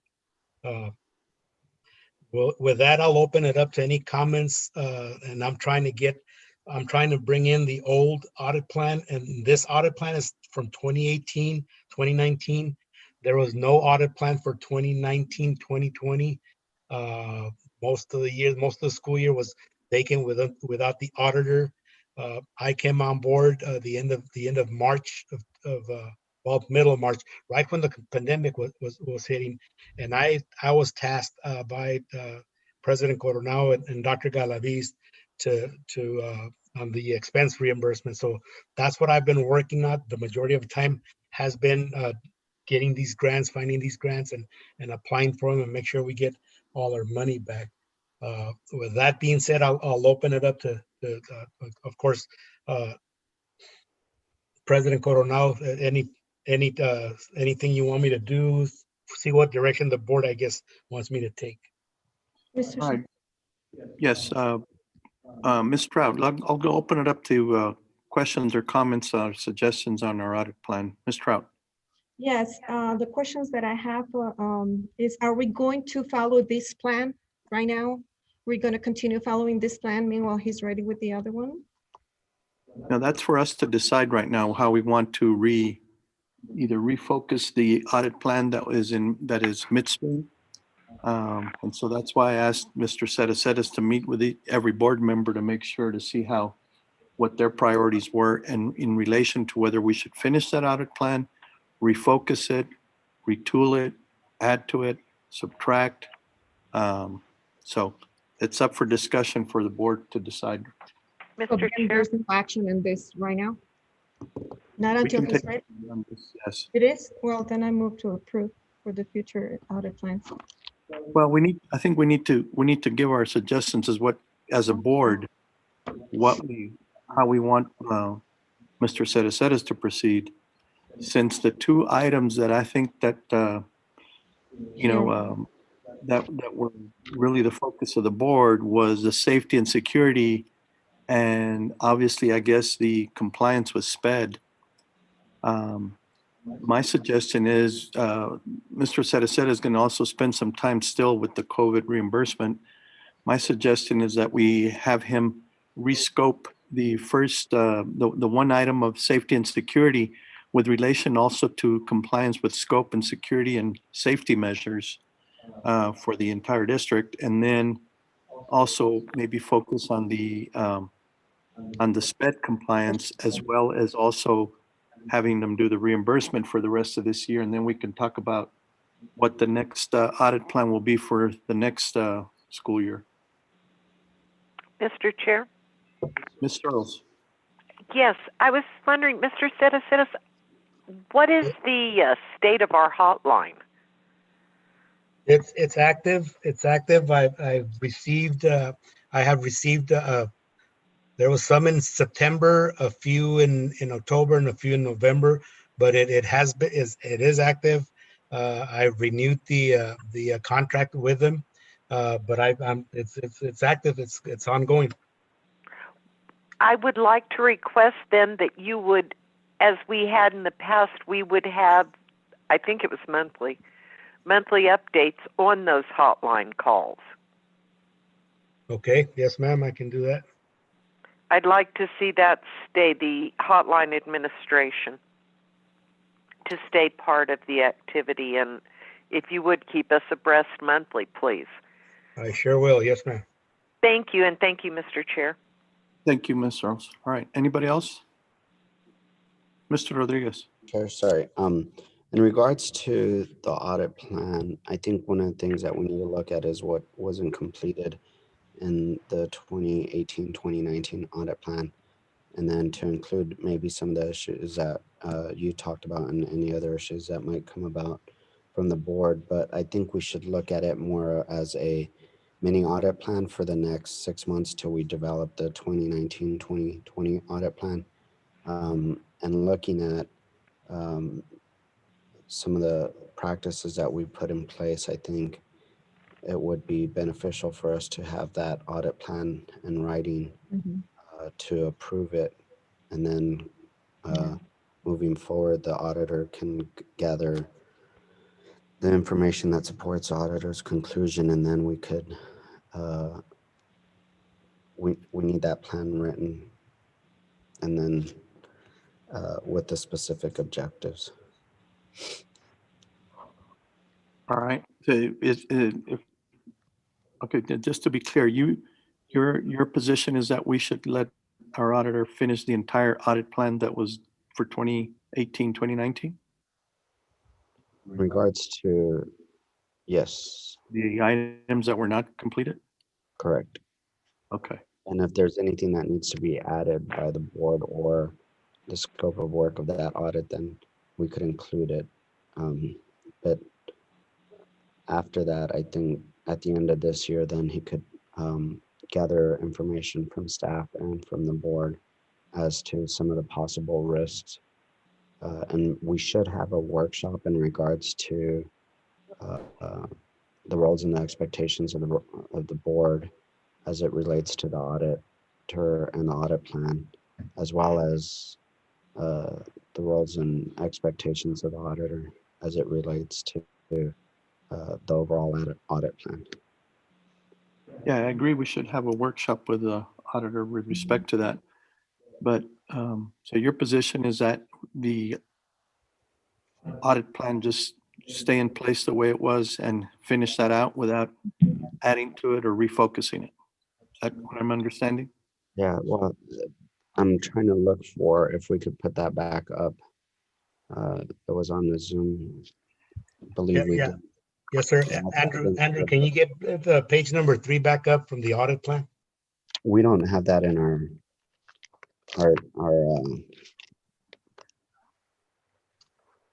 our board packet, right?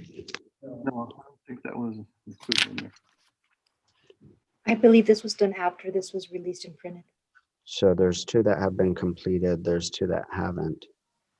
I think those are the 2 that we should focus on completing, including the possible scope of work that you mentioned, and that would be my recommendation. Okay. All right, so there's one that was completed was the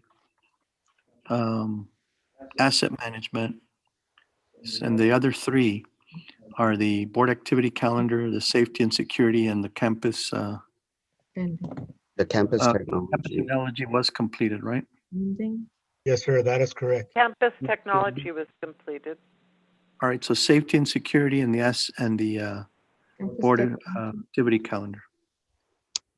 So, and your position is that it go on as is, as was requested? Yeah, with some possible modifications. You're gonna have to modify it in a sense that this was 1819. In a 1819, you had those mass shootings that was going on in the country. You had intruder. I mean, now it's COVID. So, and I told you, I don't mean to speak for you, but also you want to be able to make sure that you can deliver what they want. Oh, yeah, you're correct, Dr. G. That's okay. But yeah, I was just going to ask Mando if on the safety and review, I think I recommend if we're going to follow this one, that one be rescoped to include COVID-19 where we're at now. Because Dr. Galaviz is correct. This is 2 years old, and that's what was going on at that point. And a lot of the information that Hector was starting to gather was on the mass shootings, alarms, cameras, et cetera, et cetera. So I agree with Mr. Rodriguez to go forward with this one with the idea of rescoping that one to include, rescoping it to include COVID-19. And that's what I've been saying is with other modifications, Juris Doctorate said you had mentioned some modifications to include to that. Dr. Galaviz mentioned some, but that's why I've added to go with these 2 with whatever modifications Necessary. necessary. Okay. All right. Anybody else from the board? Okay. Will we see a budget on this as well? Budget? I don't understand. As in if we're shifting course in some of these areas, as Dr. Galaviz brought up, this is 1819. If we're shifting, will we see budgetary shift to go with what I'm hearing is the desire? That's something totally separate after we get our audit report on whether we need to make modifications to our um, I guess, to our regulations or what we have systems in place. If there's any deficiencies that are being, that the audit plan has come up with, then we can decide that how we want to focus our, I guess, the remedy that the audit plan is going to do in terms of what he contacts administration to comply if there's non-compliance on some of these things or their recommendations from the auditor.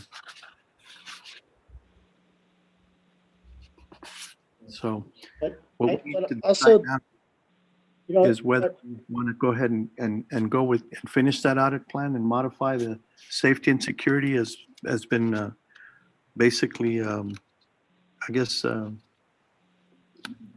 requested by most of the board as far as the safety and security to include the COVID. So, Dr. Galaviz?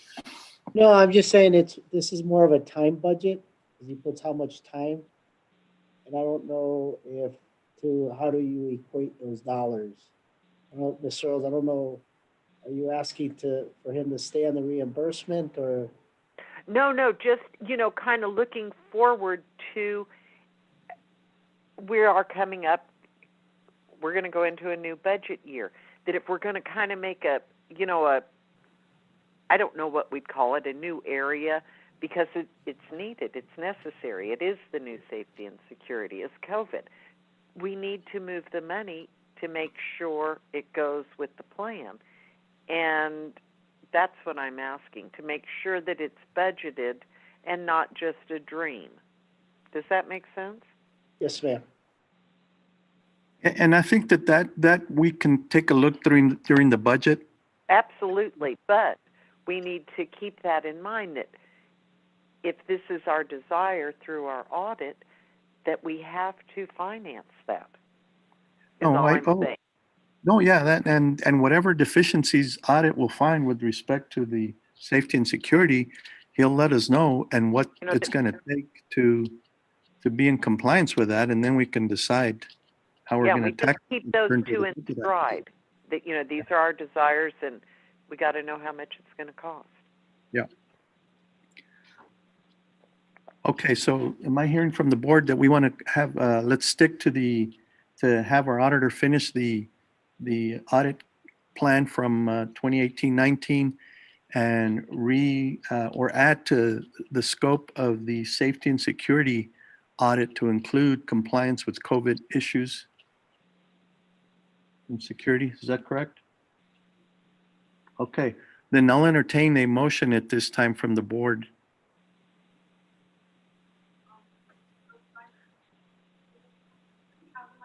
Motion to finish the audit plan and refocusing on scope COVID-19 and safety and security. I think you might be on mute, Ms. Kraut. I can't hear her. We can't hear you. I'm at my computer. Can we call someone? Okay, I would like to make a motion to finish the audit plan as focusing on scope COVID-19 and safety and security. All right. Do I hear a second? All right, we have a motion and a second on this agenda item. As stated in the motion, the board is asking the auditor to complete the audit plan with the added focus on the safety and security audit to include the compliance and issues with COVID-19. Any further discussion from the board? The only other thing that I think we should probably do is maybe have a workshop in January with our auditor to discuss some of these other issues with respect to the expectations of the audit function and relationship with the board and what expectations we will set.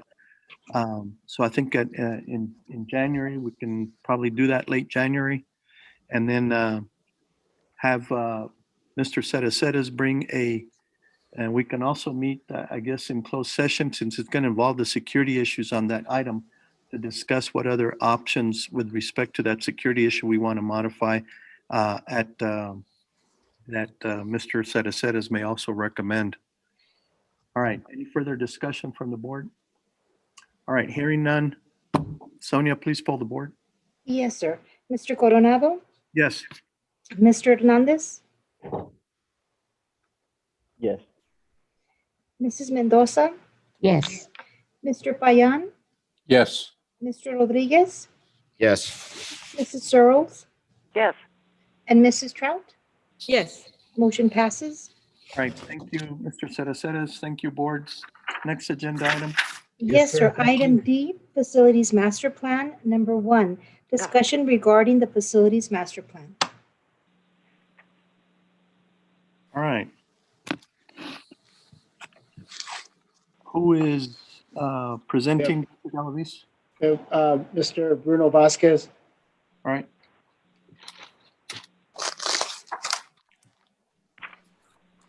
Bruno, are you on? I am on. All right, welcome. Good evening, Board President Coronado, board members, Dr. Galaviz, and members of our community. I would like to provide another update on the progress made so far on the Facilities Master Plan process. Andrew, can you help me by presenting the slide? Thank you. Our consultant, ADM, finished putting together the facility assessment needs identified so far within our district. However, as I mentioned at the last meeting, we want to include input from all board members. ADM reached out to Ms. Mendoza already, as I had mentioned before, and now we'll include Mr. Hernandez also. I'm sure his background in electrical engineering will be very valuable in this process. Congratulations, Mr. Hernandez, on your appointment to the board. Thank you. You should have received 2 slides in your board packet. The first one shows a list of broad categories of deficiencies identified so far. These categories are organized by priority. You can see on the top right corner of the page what these categories are. They are consistent with the way we prioritize the work orders we receive in the facilities department. Our main goal is always going to be, our main priority is always going to be health and safety. Then of course, educational adequacy. We want to ensure that teachers have the space necessary to work their magic and that learning spaces are in proper working order.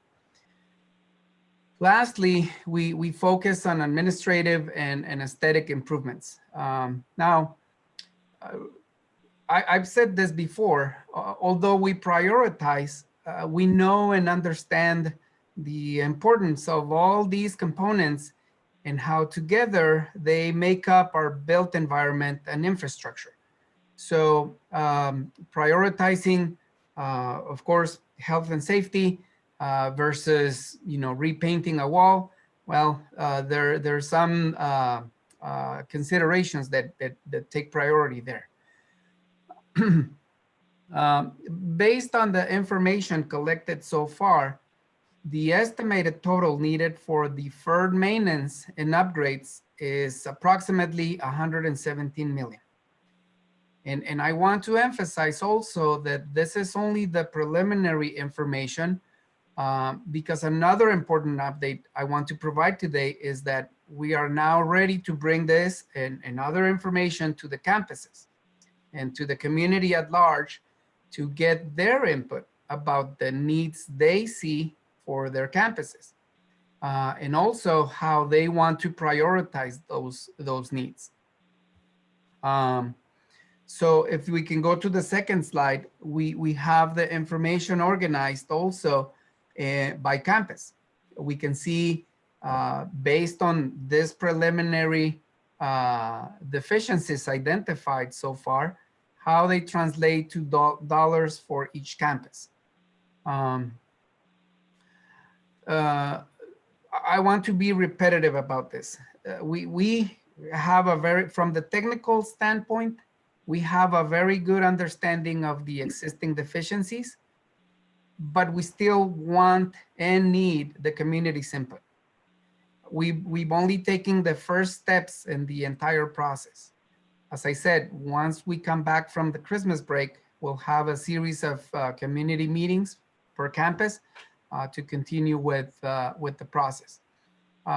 Going back to the first slide, you can see how, for example, we are anticipating approximately $16.3 million for site and civil engineering improvements. And you know, the question is, what does that include exactly? In broad strokes, it includes things like recoating of asphalt in parking lots. It also includes expanding parking lots at some campuses.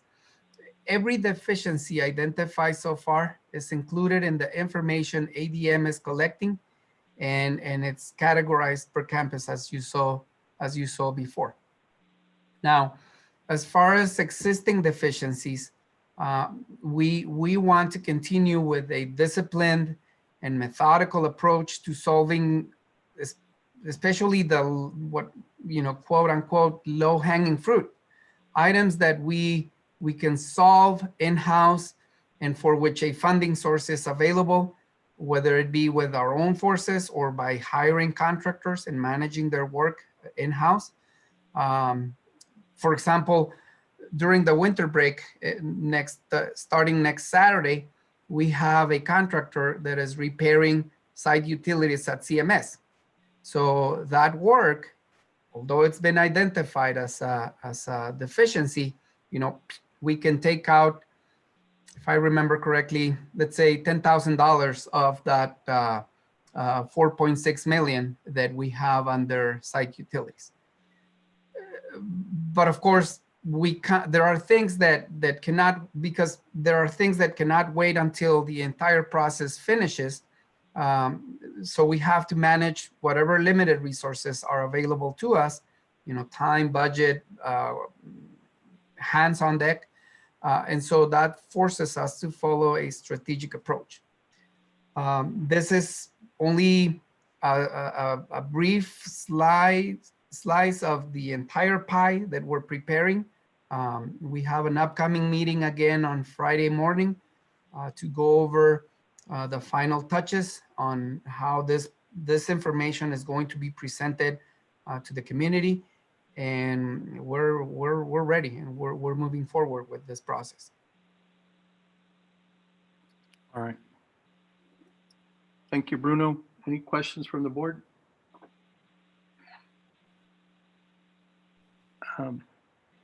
Bruno, obviously you also have, for example, on the first slide, the facility assessment system needs. Under each one of those items, you obviously have already most of the itemized details that we need at each of the campuses, right? Yes, of course. Like I said, this information is condensed into just 2 slides, but there are, I would say, hundreds of pages of information where, you know, where those numbers came from. Right. And with respect to how the board previously wanted the categorization of issues, I know you've listed them as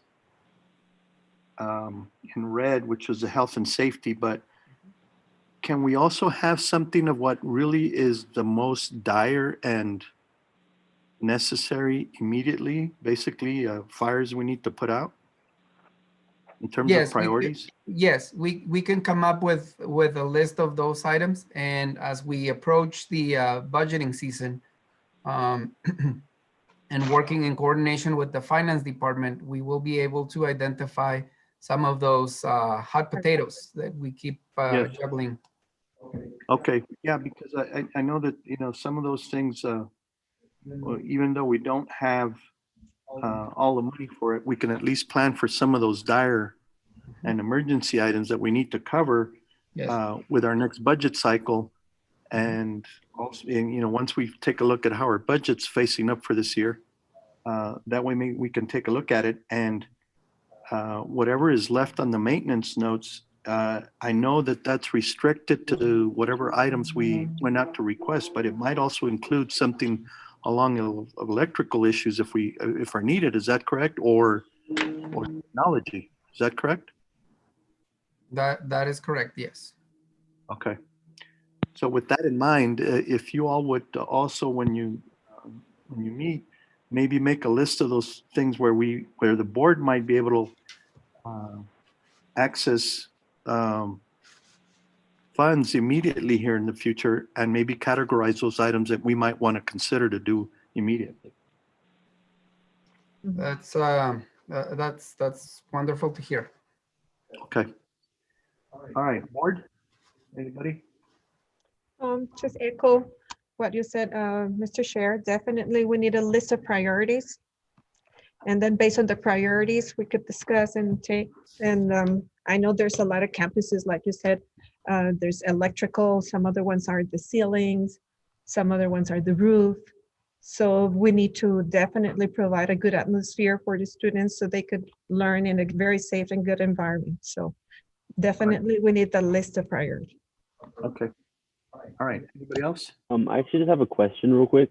Mr. Hernandez, go ahead. Mr. Bruno, I'm actually wondering, moving towards like sustainability and renewable energy, going green in the future, are there any initiatives and programs or need, I guess, for the District of San Lucio to move towards that way?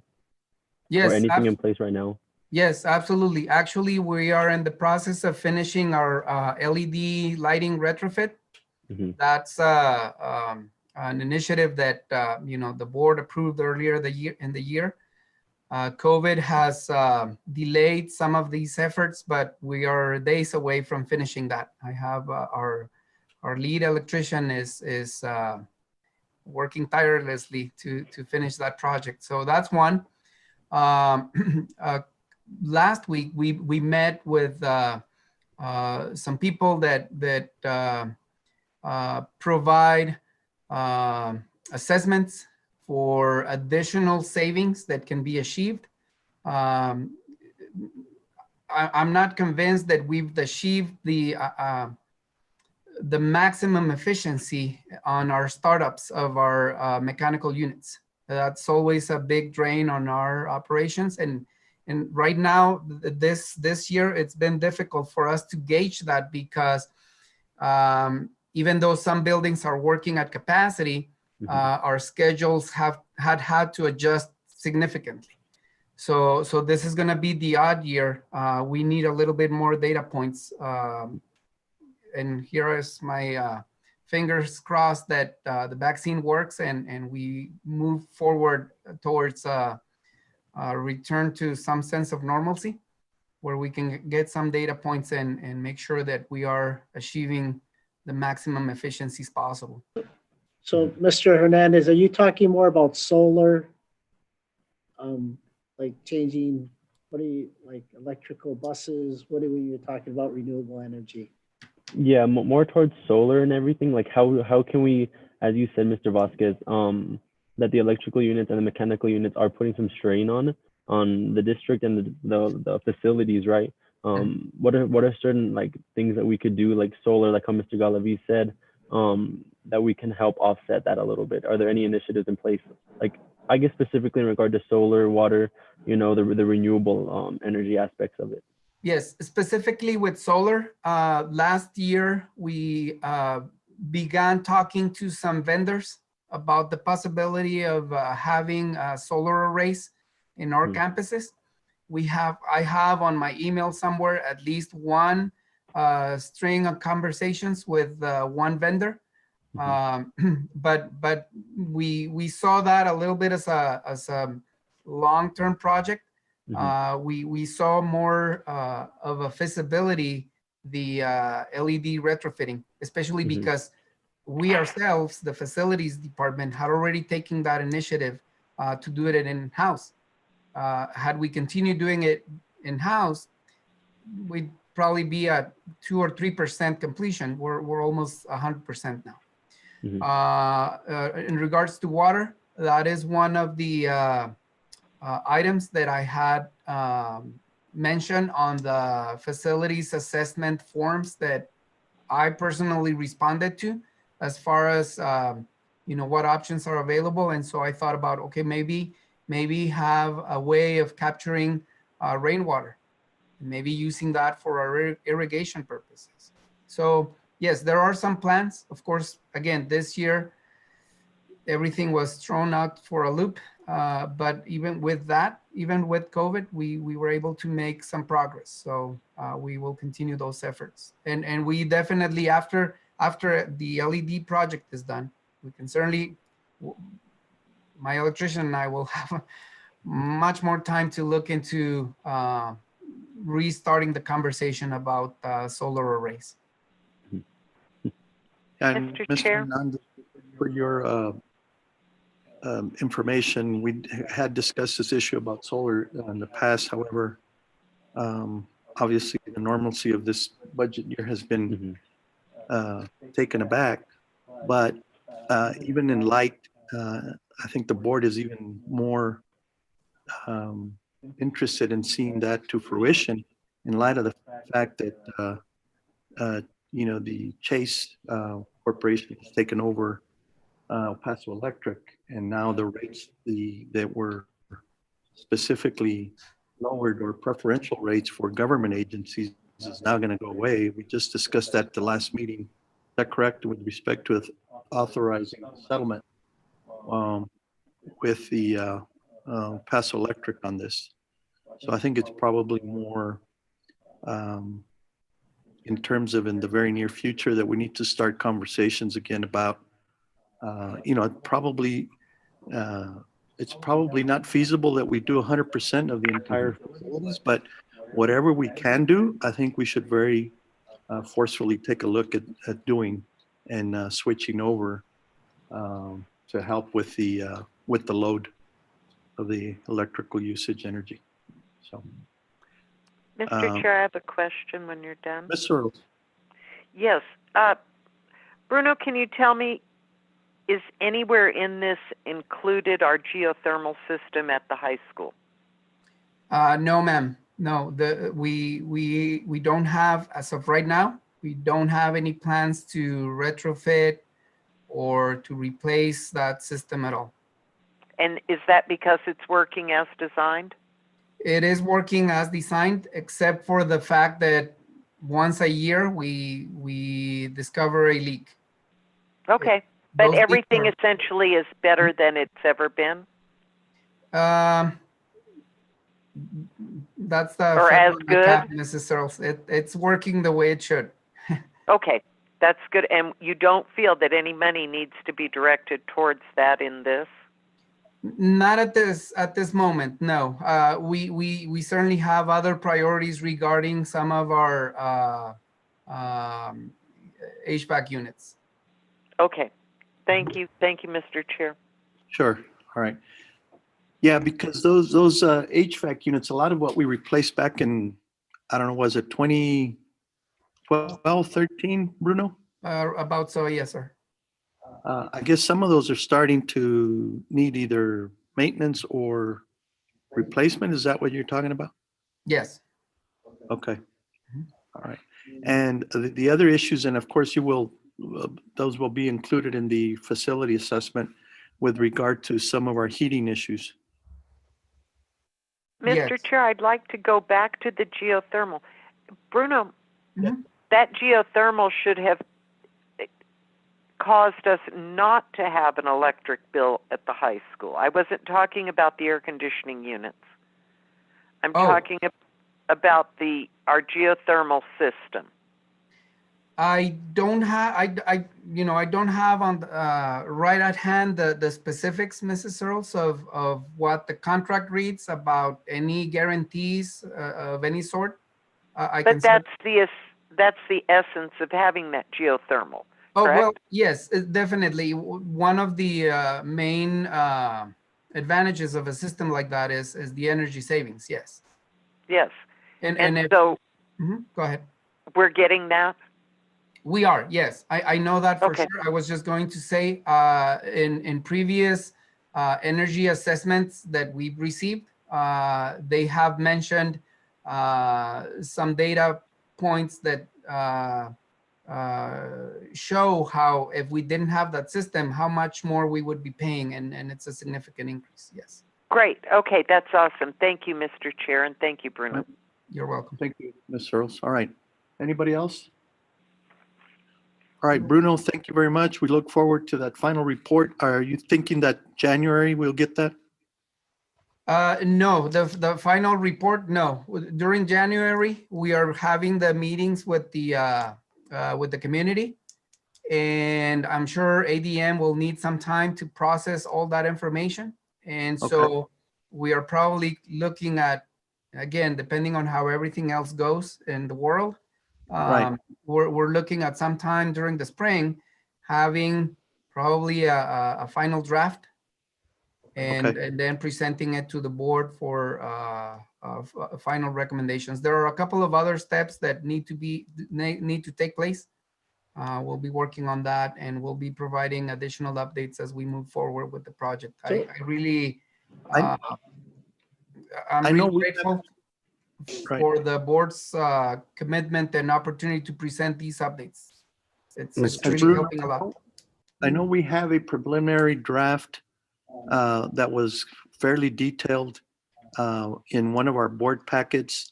Is it possible that you might be able to get, if you have another revision to that previous one we got, in sometime in January or February for the board so that we can have access to that? Yes, sir. And not included in the board packet, but as a separate binded report? Okay. So that everybody can have one? Sure. Is that okay with the board? So I just want to remind the board, this is set up, when I look at this, I think of health and safety dire. So now you look at the 16.3 in site and civil improvements, the 4.6 in site utilities and ADA compliance. That to me, it always goes first because it deals with health and safety. Now you look at all those projects, where they are, how much it's going to cost. Now you go into educational space. You know, now you're gonna, which is more important, the roofs or the exterior doors? And then you go down. And to me, aesthetics, because it's aesthetics, is last. Because it's just talking about, you know, curb appeal. So that's the way I look at this. Bruno, am I wrong or? No, you're not wrong. If we are forced to choose between two things, we choose the one that is going to have the better impact for student outcome, right? And so, but is health and safety is over educational space, or no? You mean on the presentation? Yeah, when you're looking at the assessment system needs, like the red, the site and civil improvements are more important than exterior doors and windows.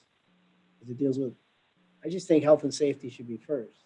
Yes, yes, and that's what I was saying as far as priorities. However, when we're looking at the possibility of coming with a bond for funding these projects, you know, we can't ignore, like I said, the entire built environment, the entire site, the entire building. There are many projects like the one that I mentioned before that's going to take place over the winter break. It's something that nobody sees. And so we're spending a good amount of money on that project. That's something that we could have done maybe a couple of months earlier. We needed to wait for the campus to be closed.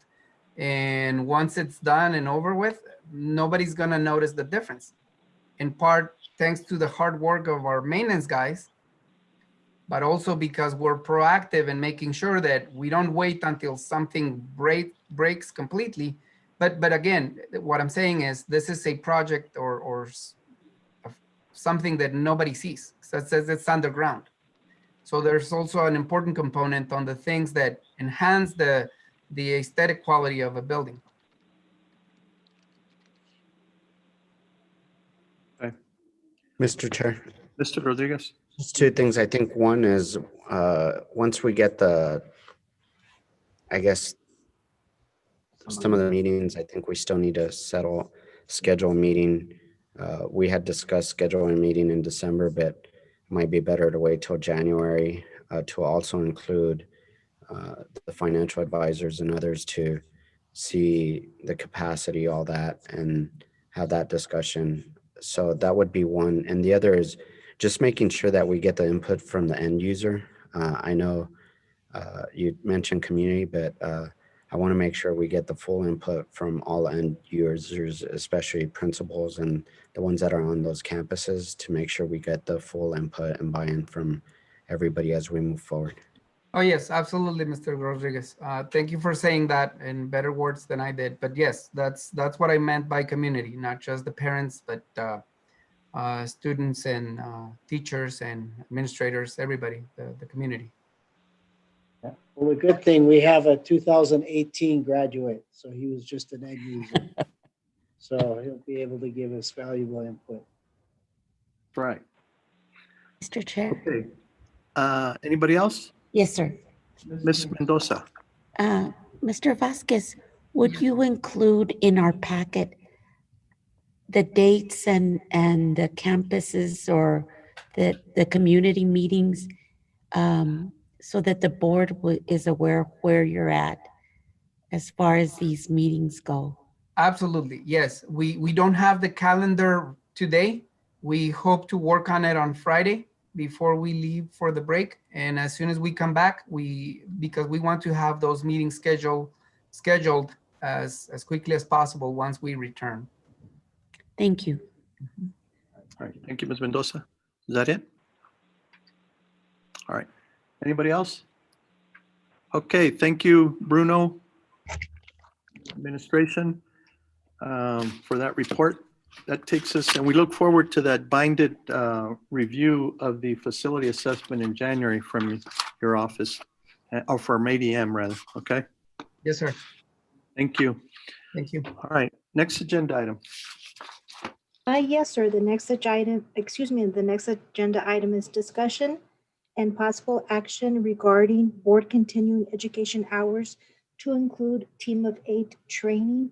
Board President, I just have to acknowledge I made a mistake on one of these attachments where it is about the TASB requirements. The one I should have included was updated 11/2020, and the one I included was from August. So please, Okay. I'm sorry about that mistake. That's all right. Do you have it on there available that we can share, Sonia or Dr. Galaviz? Sure, I can get it for you. So can you just send it to Andrew, and Andrew can? Yes, put yes, it I'll up? do it right now. Okay. So, Board, what I'd like you to, I mean, now that we have the full 7 of y'all here, is pick a date in January to do a Team of 8 team building. So if we could, I know maybe Sonia can talk to y'all tomorrow, or we could do it today to look at your calendars for January. And is it any particular dates that, and who's going to do the team building for us? It's Leadership ISD. Okay. If they've decided, reached out to them to come out, and now that we have the full Team of 8, he basically told me to shoot him some possible dates, and he will work around our schedule. Mr. Chair, I have a question. Ms. Searles. It's the Team of 8. And so with that said, I believe unless someone's gotten a waiver, Sonia, maybe you know this, that it was on the update, but as of 8/2020, which would be August, we had to have the team building in person. And I don't know if everybody's comfortable with that or not. You know, we haven't seen what happens after Christmas with COVID. It hasn't been very positive after Thanksgiving. I have questions about that how do we do that? And is there a waiver that says we don't have to be in person, that we can be Well, remote? I know I know we did do or attempted to do the team building session with the board ethics, but we didn't have full board, so we couldn't count it as team building. But we did that virtual. But this one, unless Sonia knows something different, I'm reading right out of here. Trustees may receive any training online except local orientation for new board members, team building, and evaluating improving student outcomes. Right. So, It's still correct. you know, Well, I'd like to know if we could get a waiver to the in-person.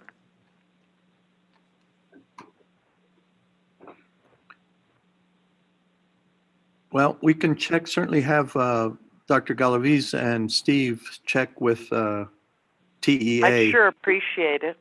and TASB and see what Mr. their Chair. positions are with respect to that, whether we can Sure. do that or if some board members, if we can at least, if most board members are here, that we can have some of them by remote. That might be an Yeah, if option. there's something, you know, some kind of remedy if. Right. If. And I think, and we're going to explore that with respect to Okay. LSG.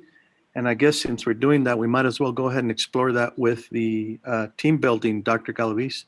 But we need to get that letter out quickly and contact the state with respect to that, because I would like to see us get the team building done as soon as possible. I think it's a due date, Mr. Chair. I think it's January 30th or the 31st. Right. So we need to Mhm. satisfy this. If you guys look at your screen,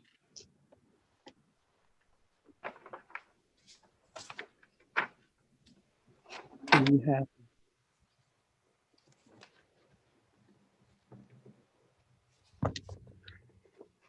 the team building, which is 3 hours.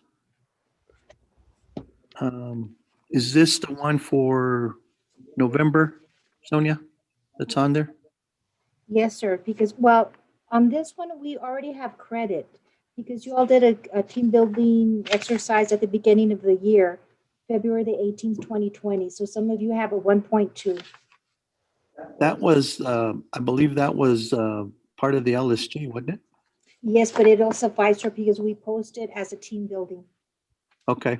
So we're All right. not that far away. Okay. Well,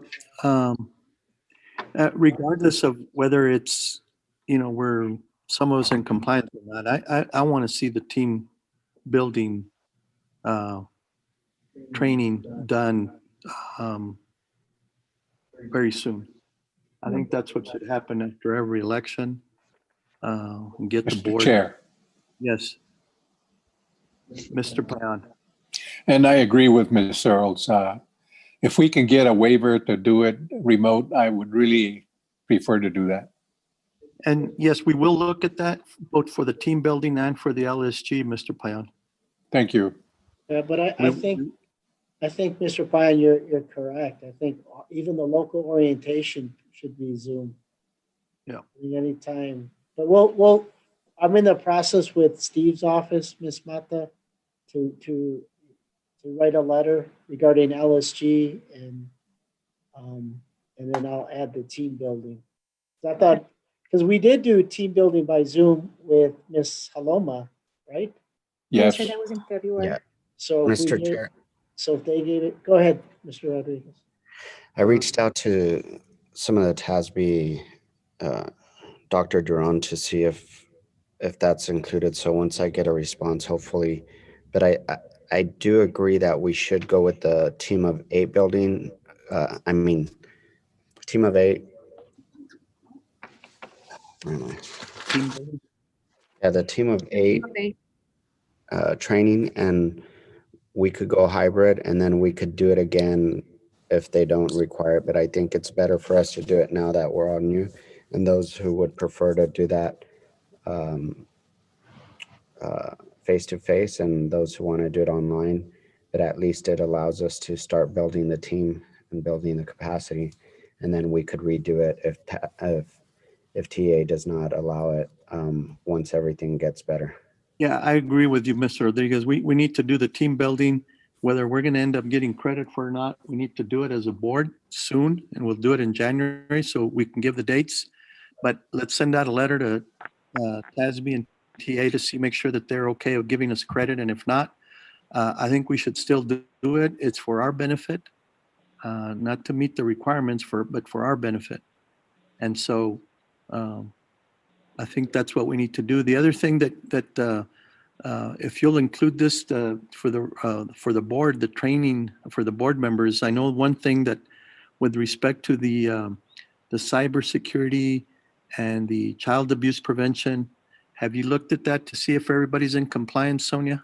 Yes, sir. And I've actually have broken down for each one of you that I won't go over publicly, but I'll give you a copy tomorrow.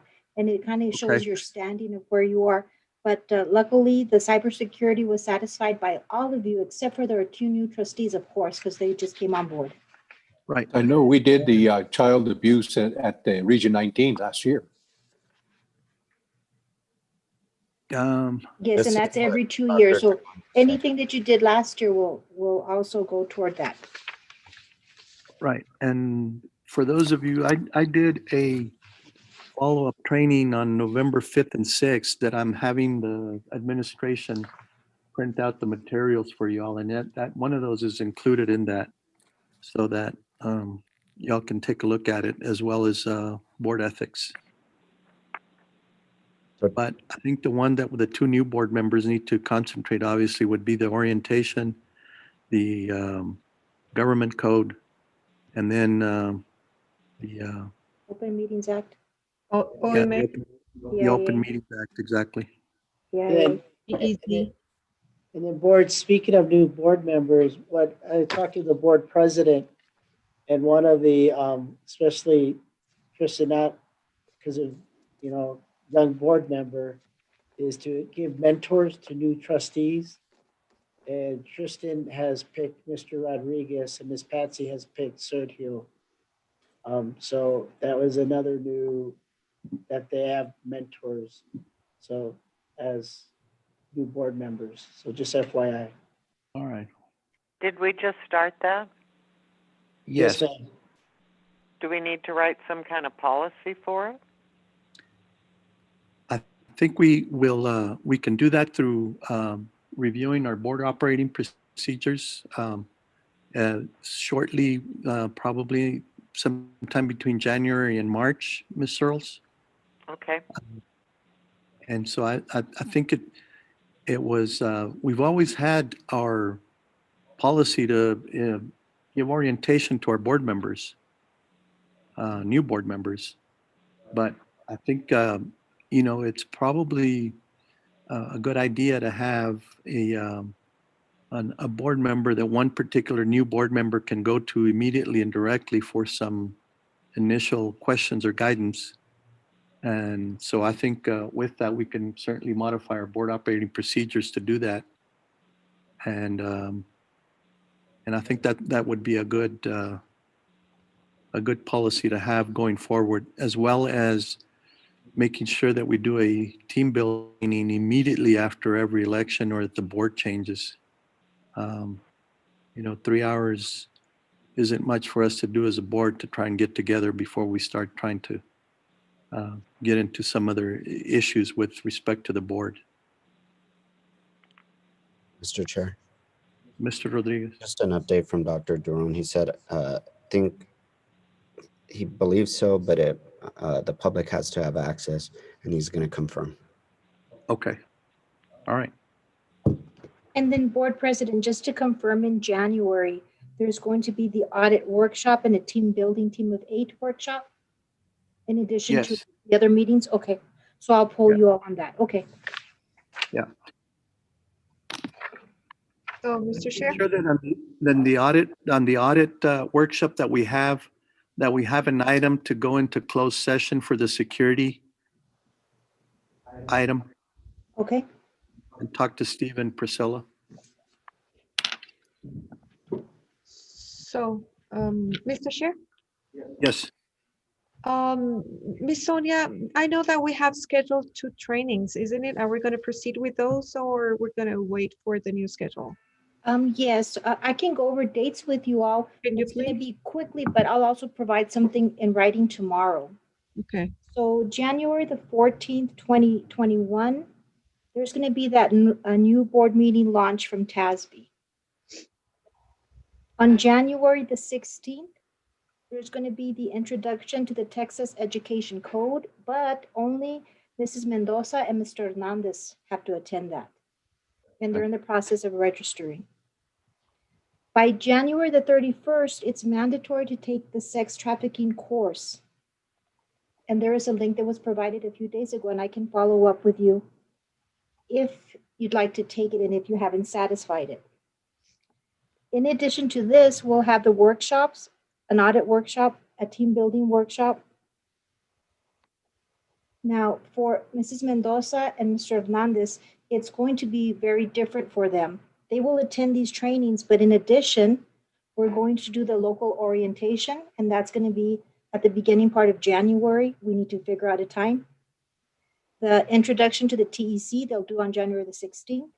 The OMA and the PIA, they can do that through the Texas Attorney General site. The other training of evaluating and improving student outcomes, there is something on the TASB online training, unless something is provided by another registered provider.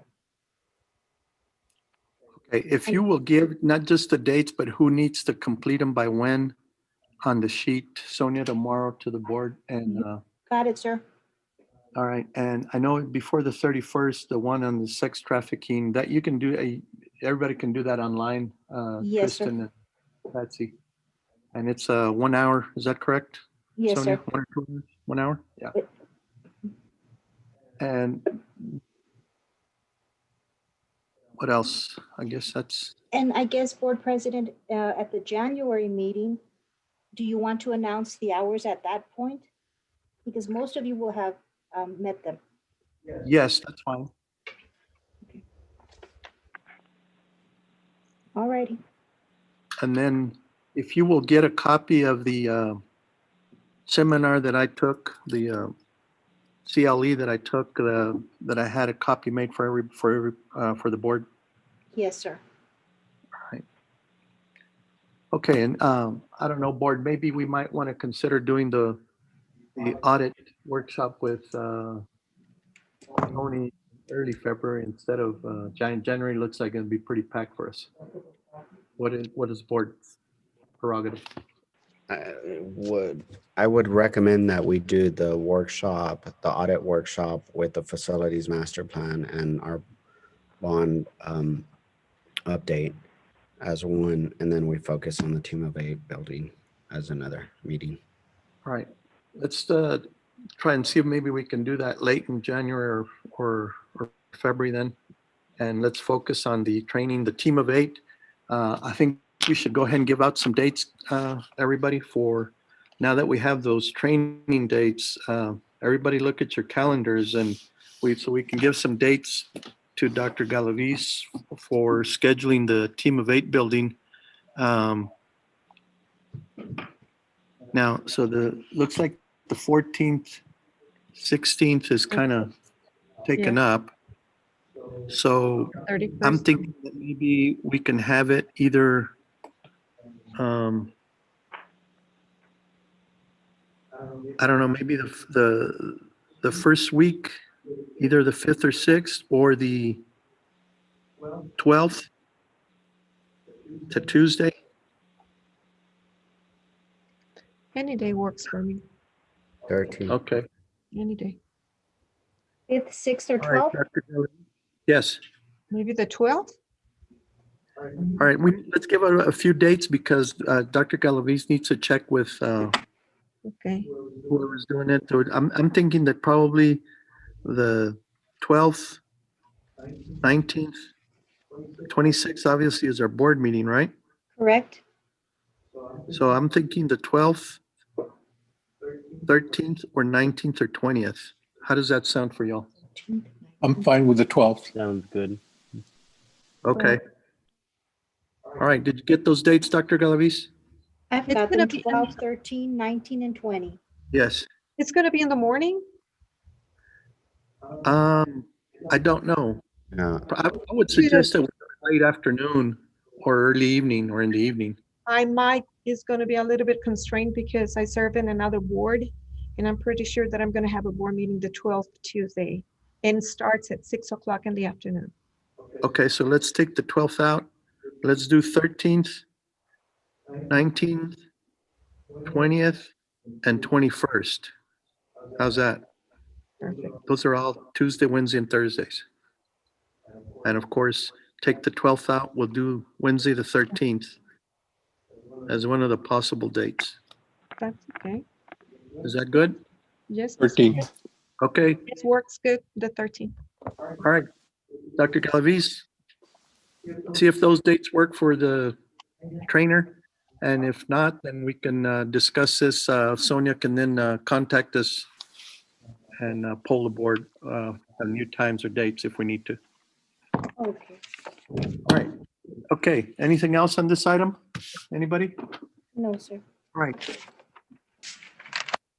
All right, next agenda item. Yes, sir. Consent agenda. Administration recommends approval as presented. I move to approve. I second the motion. All right. We have a motion and a second on the consent agenda. Sonia, please pull the board. Yes, sir. Mr. Coronado, Yes. Mr. Hernandez, Yes. Mrs. Mendoza, Yes. Mr. Payan, Yes. Mr. Rodriguez, Yes. Mrs. Searles, Yes. and Mrs. Trout. Yes. Motion passes. All right, that takes us to, Executive session. can you give us a time and take us into executive session, please, Sonia? Yes, sir. It's 7:07. Executive session. A, discussion regarding administration's recommendation for Bill Childress Elementary School principal. Okay, Thank you, trustees. thank you. Thank you. Bye. We'll see you all in closed session.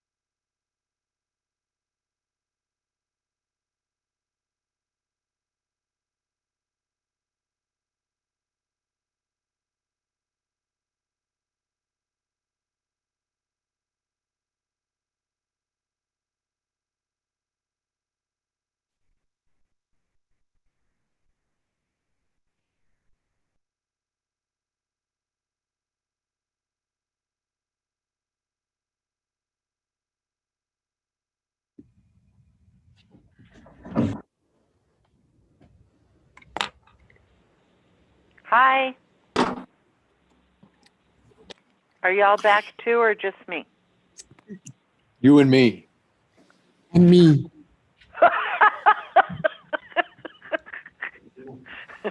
I see a trend here.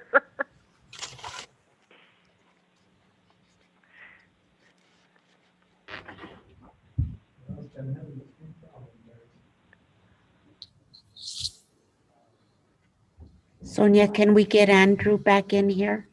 Yes, ma'am.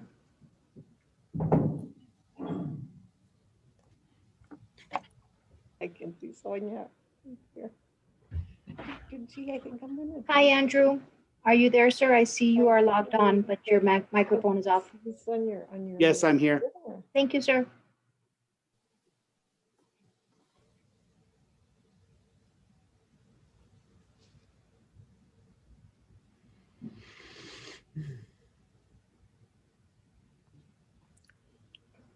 Andrew, we are live, is that correct? Yes, we are. Thank you.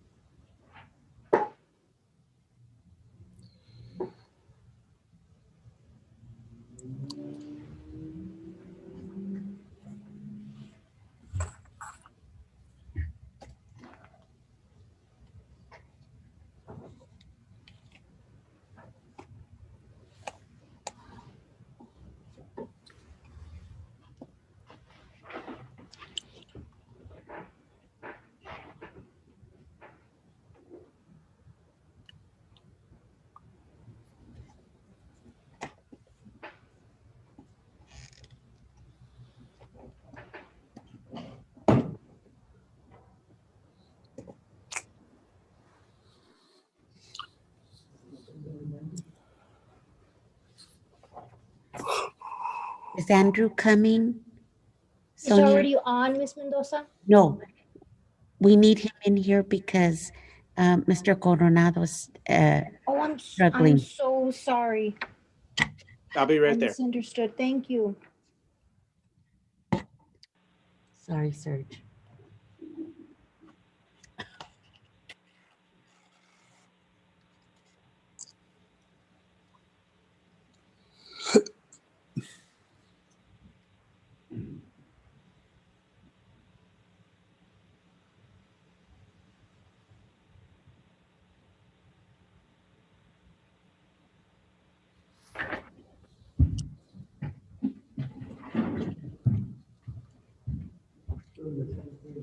They don't have this. They don't have my home number on my home number. I'm always home. Thank you. Appreciate it. I wanted to contact you in regards to this, to the Christmas stuff, and I couldn't. And I didn't know what they were talking about. You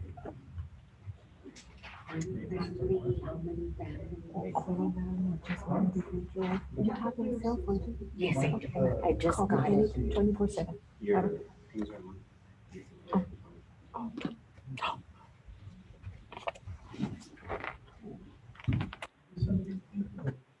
It's yours. Yo se lo trajo. You're welcome. Hmm?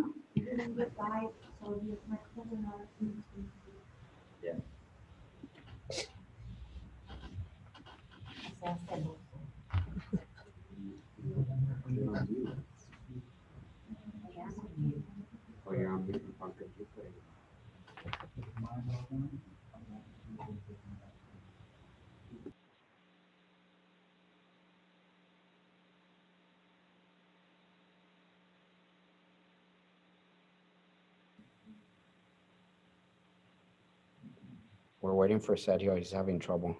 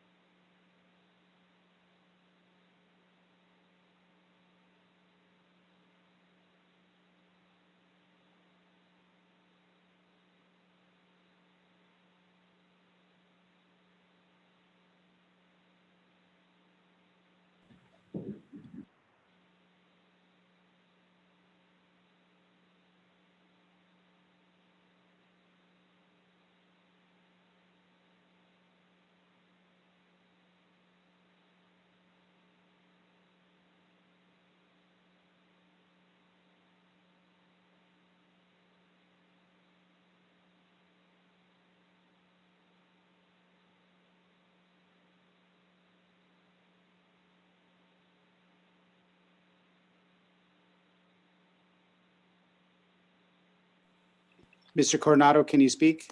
Yes. Can you hear me? Yes. Okay. All right. Okay, the board has concluded executive session. Sonia, would you give us the time? It is 7:44. Is that correct, Sonia?